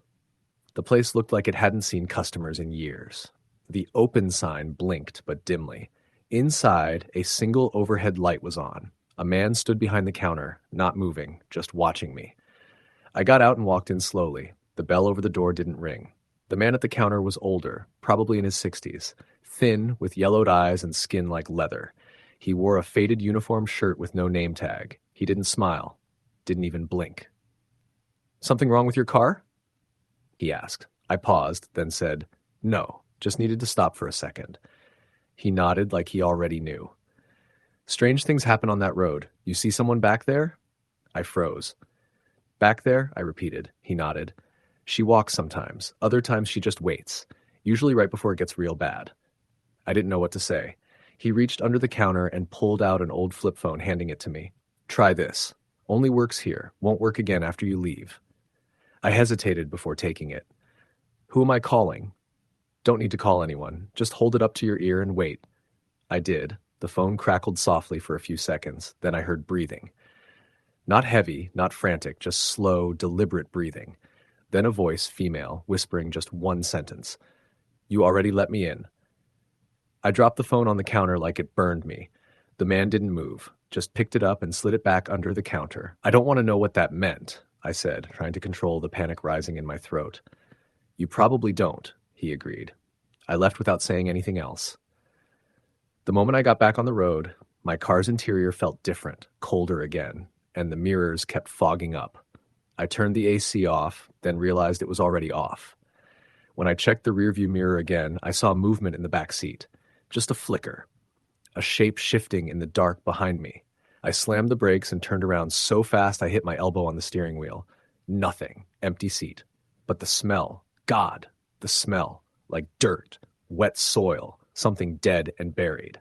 I drove the rest of the way without looking back, gripping the wheel so tight my knuckles went white. Somehow, after what felt like hours, I reached the main highway again. I don't even remember how. Just suddenly there were lights, billboards, other cars. I pulled into a 24-hour diner and just sat in the parking lot, shaking. I looked at my phone again. It was on, fully charged, 2:41 a.m. I didn't say anything about it for weeks. Not until I met an older man at a garage in Amarillo who said he used to drive trucks through that part of Oklahoma back in the 80s. When I told him about the woman, the signs, and the gas station, he went quiet. Then he nodded slowly. She's real. Or something like her is, he said. People disappear on that road. Not just cars, entire people, like they were erased. Every so often one gets out, like you. I asked what she was. He shrugged. Some say she was a local girl, hit by a truck out there, late 70s. Others say she was never human. Doesn't matter. What matters is you saw her and kept going. That's the difference. The difference between what, I asked? Between being someone who tells a story and someone who becomes part of it. I haven't driven that route since. I refuse to use shortcuts anymore, no matter how much time they save, and I always check my back seat. Every time, even in daylight. Sometimes I wake up in the middle of the night. Sure, I heard breathing. I'll flip the light on and find nothing. But there's always the faint scent of damp soil in the air. Just enough to remind me. I never figured out what she wanted. Maybe she just wanted to be seen. Or maybe she needed someone to remember her. But one thing I know with certainty, she was in my car that night, and every now and then I catch a glimpse of her in reflections, glass windows, rearview mirrors, just standing there, watching, waiting. Story the end. The highway that runs between Redding and Reno is one of those long, desolate stretches of asphalt that truckers either dread or relish, depending on their appetite for solitude. I've been a long-haul truck driver for nearly 17 years, and I've seen my fair share of strange things out there. But nothing ever stuck with me like the night I took a detour through the Sierra foothills to avoid a storm sweeping in from the north. It was early November, and the temperature had already started dropping fast in the higher elevations. I'd been hauling auto parts from Portland and had just refueled outside Redding when the weather alert came through. High winds, heavy snowfall, even warnings of black ice on the main route. I figured a southern detour through Highway 89 would help me avoid the worst of it, even if it added an hour to the trip. By 11:45 p.m., I was about 30 miles into that detour. There wasn't a single car behind or in front of me, and all I could hear was the rumble of my rig's engine and the occasional ping of gravel kicking up under the tires. The CB was quiet, even on Channel 19. I kept switching between classic country and static on the radio, but nothing held a signal longer than a few seconds. Eventually, I gave up and just let the quiet sink in. I started noticing the fog first, thin like smoke, creeping along the edges of the road and curling around the pine trunks. It didn't come in all at once, just a slow, creeping mist that eventually covered the whole road ahead, muting everything to a soft gray. I slowed down, turned on my fog lights, and kept rolling, but the visibility was dropping by the minute. About 10 minutes into the thickest of it, I passed a small pullout where an old station wagon was parked with its hazard lights blinking. I slowed down and debated whether to stop, but something about it didn't feel right. There was no one standing outside the car, and it wasn't wrecked or off the road, just idling, hazard lights flashing like it was trying to be noticed. I looked at the car as I passed and saw a woman in the driver's seat, staring straight ahead. Her hands were on the wheel, her posture rigid, like she hadn't moved in hours. I kept driving. I told myself maybe she was waiting for help, maybe someone had already stopped, maybe she was just resting. But the truth was, it felt wrong, like the way you feel when you realize someone's been watching you for a while. It was in my gut, and I learned a long time ago to trust that feeling. About 5 minutes later, I saw her again. Same car, same woman, same blinking hazards. Just sitting there in a pullout on the other side of the road. That didn't make sense. There were no turnoffs behind me, no junctions where she could have passed me. It was a single-lane road winding through dense forest. I hadn't even seen taillights or headlights besides my own. And yet there she was again. I gripped the wheel tighter and picked up speed. The fog was thick as soup by now, and the road had started to curve tighter, climbing upward. I kept expecting the car to appear again, and sure enough, 3 or 4 miles up, there it was. But this time, the driver's seat was empty. The hazard lights were still flashing, but the woman was gone. I slowed to a crawl, feeling that deep, instinctual fear you can't logic your way out of. I tried to tell myself it was a trick of the fog or maybe a similar car, but my gut said otherwise. I picked up the CB mic and called out, "Anyone got eyes on a stalled vehicle off 89 near mile marker 142? Silence. Then, faintly, a voice crackled through, thin and low, like it was coming from underwater. "Don't stop. Keep going. She's not gone." Then nothing. Just static. I dropped the mic, my hands sweating around the grip. I didn't know who that voice belonged to. It wasn't anyone I recognized, and it sounded too warped to tell if it was male or female. But the message was clear enough. I kept driving. About 10 minutes later, the fog suddenly cleared. One moment I was driving blind. The next I was under a canopy of stars, the moon cutting through gaps in the treetops. It should have brought relief, but instead my stomach dropped. In my headlights, standing dead center in the road, was the woman. She wasn't facing me. She was turned away, arms hanging at her sides, hair long and dark, her head slightly tilted like she was listening. I hit the brakes and laid on the horn, but she didn't flinch.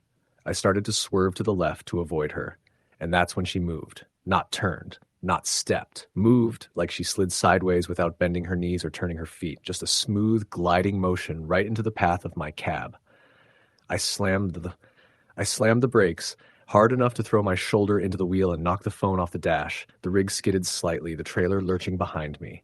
I closed my eyes, bracing for the impact, but there was none. When I opened them, she was gone again. I sat there, frozen, the engine idling like a distant heartbeat in the silence. I reached down for my phone to call 911, but there was no signal. I looked around, heart hammering, every part of me screaming to drive, to get out of there. But I had to be sure.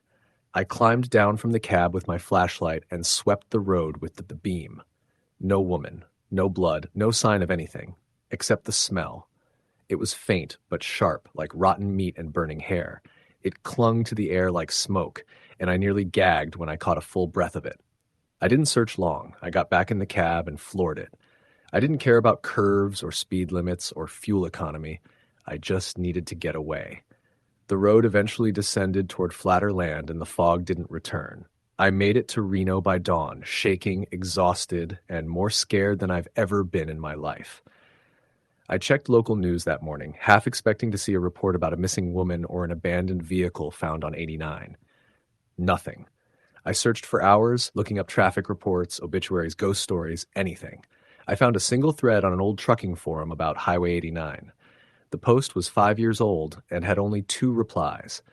The original poster talked about a woman in a station wagon who kept appearing along the roadside during fog. The replies were short. One said, "Same thing happened to me near mile 142. Don't ever stop." The other said, "She gets in if you stop too long." That part chilled me. I started thinking about the time I'd pulled over and gotten out, about the smell, about how I'd never seen her eyes, but I'd felt her, watching, waiting. Later that week, I ran into another driver at a rest stop just outside Sacramento. He was older, mid-60s, name was Dan. We got to talking over coffee, and I brought up the 89 route. He paused mid-sip and said, "You didn't see her, did you?" I asked who. He nodded slowly. "She's been out there for years." Some say she died in a wreck with her kids in the 80s. Others say she was dumped there by someone she trusted. No one really knows. But she's still out there. He leaned closer. "Some say she's not trying to hurt you. She's just trying to get home." I asked if anyone ever helped her. Dan looked me dead in the eyes and said, "The ones who stop don't get the chance to tell anyone. I haven't taken that route since. No matter what the GPS says or how bad the weather gets. I'll sleep in the cab for 2 days straight before I set foot on that stretch of road again.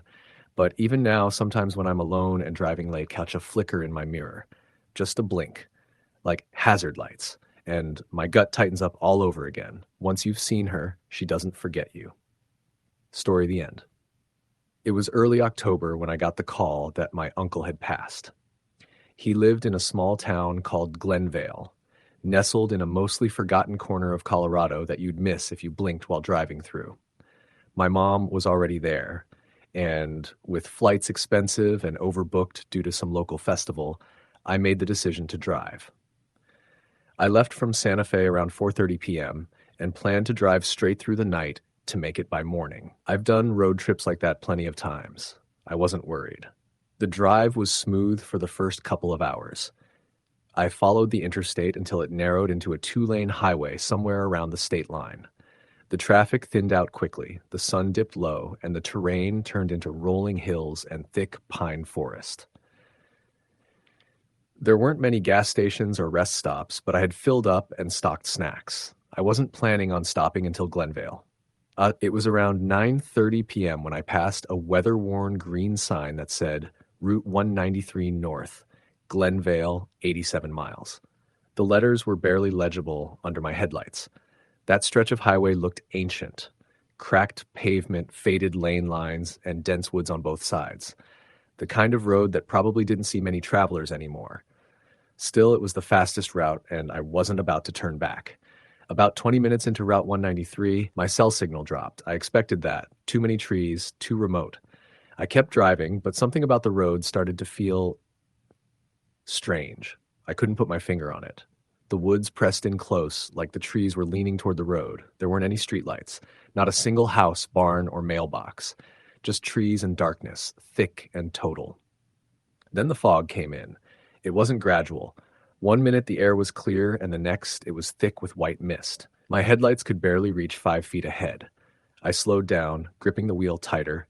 My music had been playing softly, but even that started skipping, like interference or static. I turned it off. 10 minutes into the fog, I saw the man. He was standing by the side of the road, just beyond the edge of the fog's reach. At first, I thought he might have been a ranger or someone in trouble, so I slowed down. He didn't move. He just stood there facing the road, hands at his sides. He wore a long coat, looked dark, almost black, and a wide-brimmed hat that shadowed most of his face. As I passed him, I tried to get a better look, but his head slowly turned to follow my car. I didn't stop. Something about the way he moved sent a ripple of dread through me. I drove faster. About 2 miles later, the fog lifted just enough for me to see another figure in the distance, this time a woman. She was standing in the middle of the road, back turned to me, wearing a white dress that barely moved in the breeze. Her hair hung wet and matted, dripping down her back. I hit the brakes and the tires skidded slightly on the cracked pavement. I called out through the window, asked if she needed help. No answer. She didn't even flinch. I honked. Still nothing. I wasn't about to get out. Something deep in my gut screamed not to. I reversed slightly, eased the car around her, and didn't look back until I'd put a good distance between us. When I did, she was gone. The road seemed to stretch endlessly after that. I was sure I'd been driving at least 40 miles, but my odometer hadn't moved past 18. I kept checking the clock. It was stuck at 10:19 p.m. No matter how long I drove, the time didn't change. My phone was dead too. I had plugged it into the charger, but the screen remained black. The whole car felt colder inside, like the temperature had dropped 10 degrees, even though the heater was on. Then I started to hear the knocking. It came from the back of the car, near the trunk. A soft, rhythmic thud, like someone tapping gently from the inside. I glanced in the rearview mirror, heart racing, but all I could see was the fog swirling behind me. I turned the music back on to drown it out, but the knocking grew louder, faster. I pulled over. I jumped out, flashlight in hand, and circled the car. Nothing. I opened the trunk. Empty. Even checked under the car. Still nothing.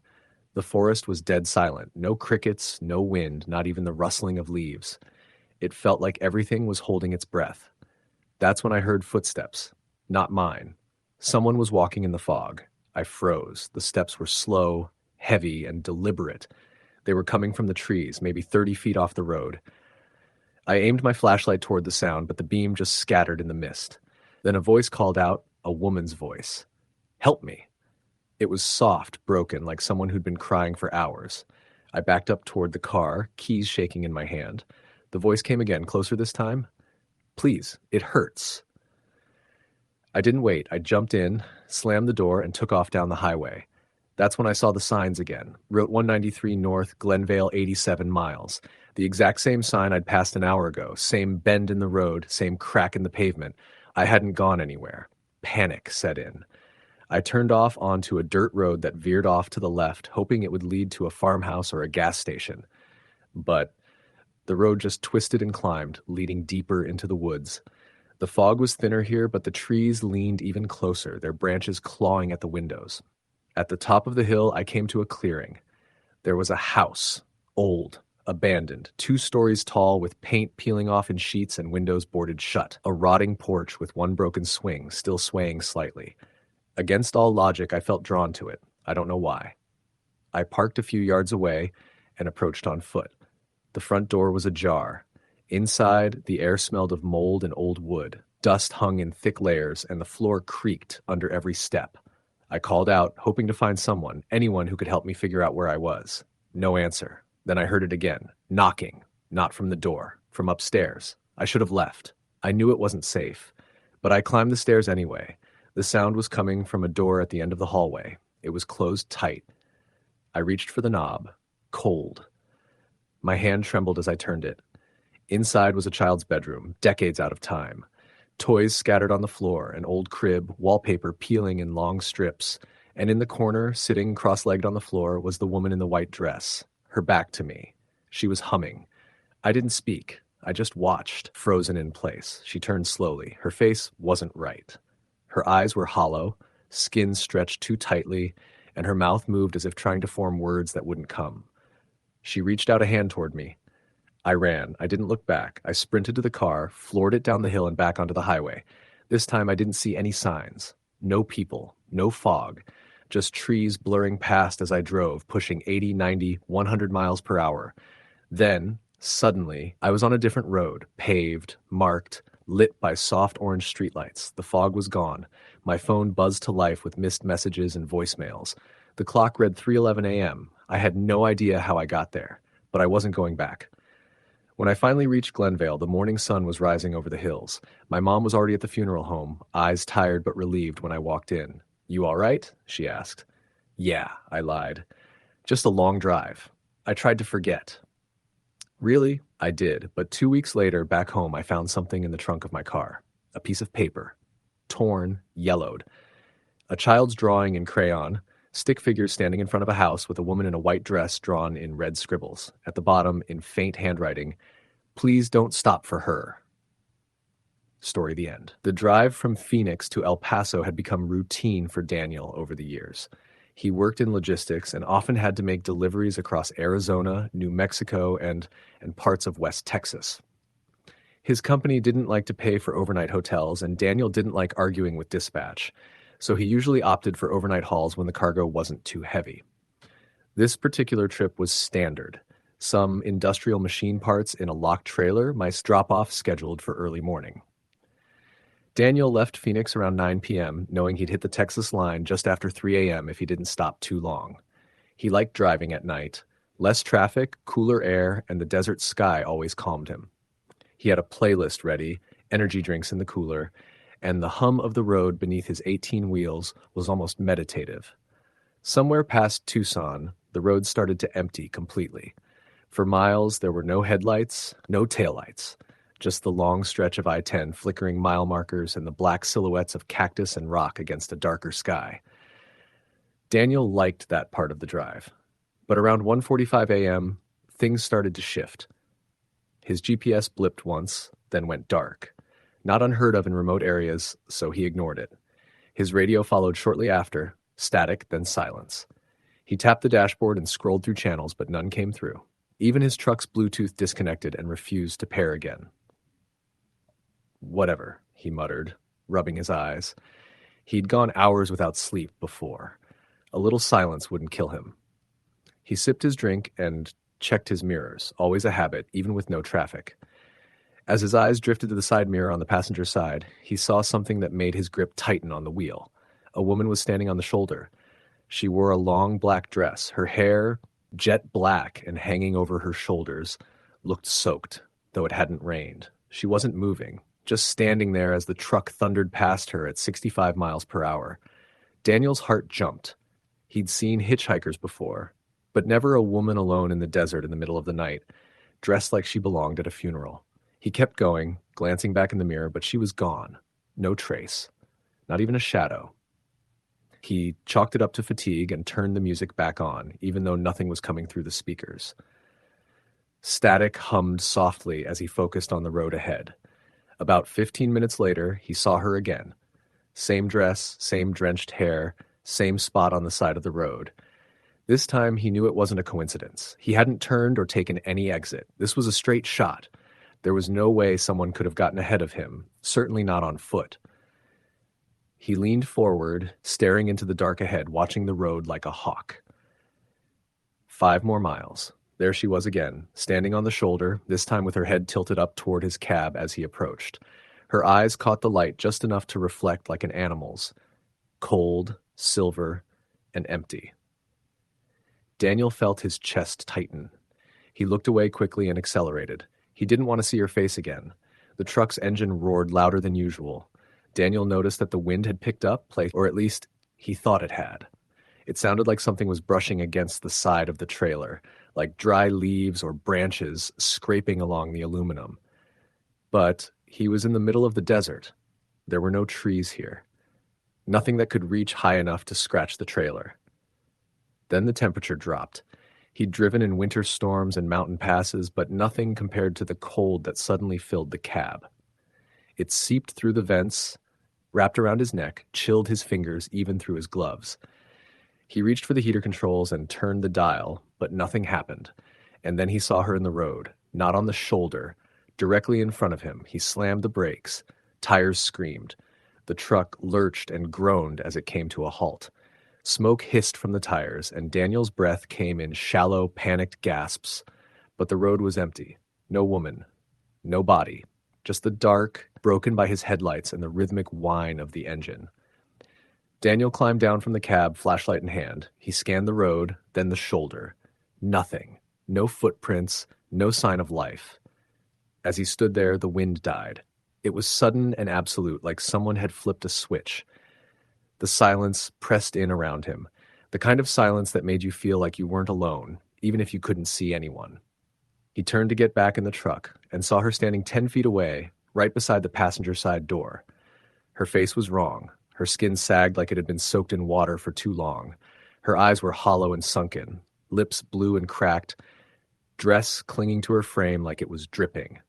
Her neck looked broken, head tilted too far, hanging limp on her shoulder like her spine couldn't support it. Daniel didn't scream.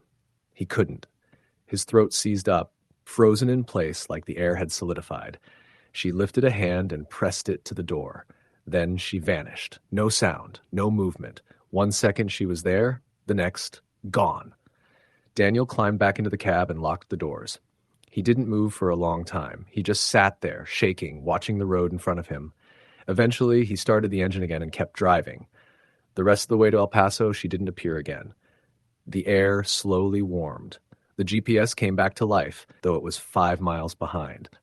The radio flickered with half static, half music.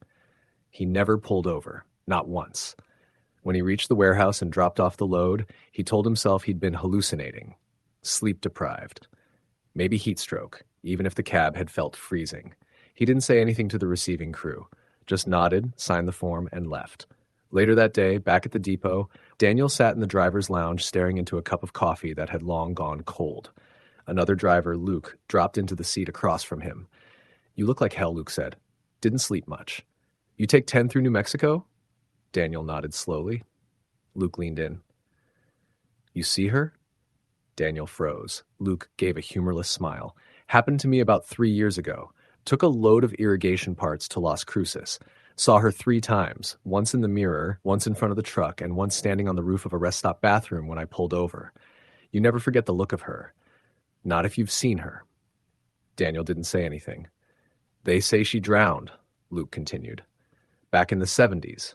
A bus accident. Flash flood took a Greyhound off a bridge near Lordsburg. Most bodies were recovered. Some weren't." "That story true?" Daniel asked, voice dry and cracked. Luke shrugged. "Might be, or maybe it's just something that highway does to you. Either way, she shows up to drivers, always at night, always when you're alone.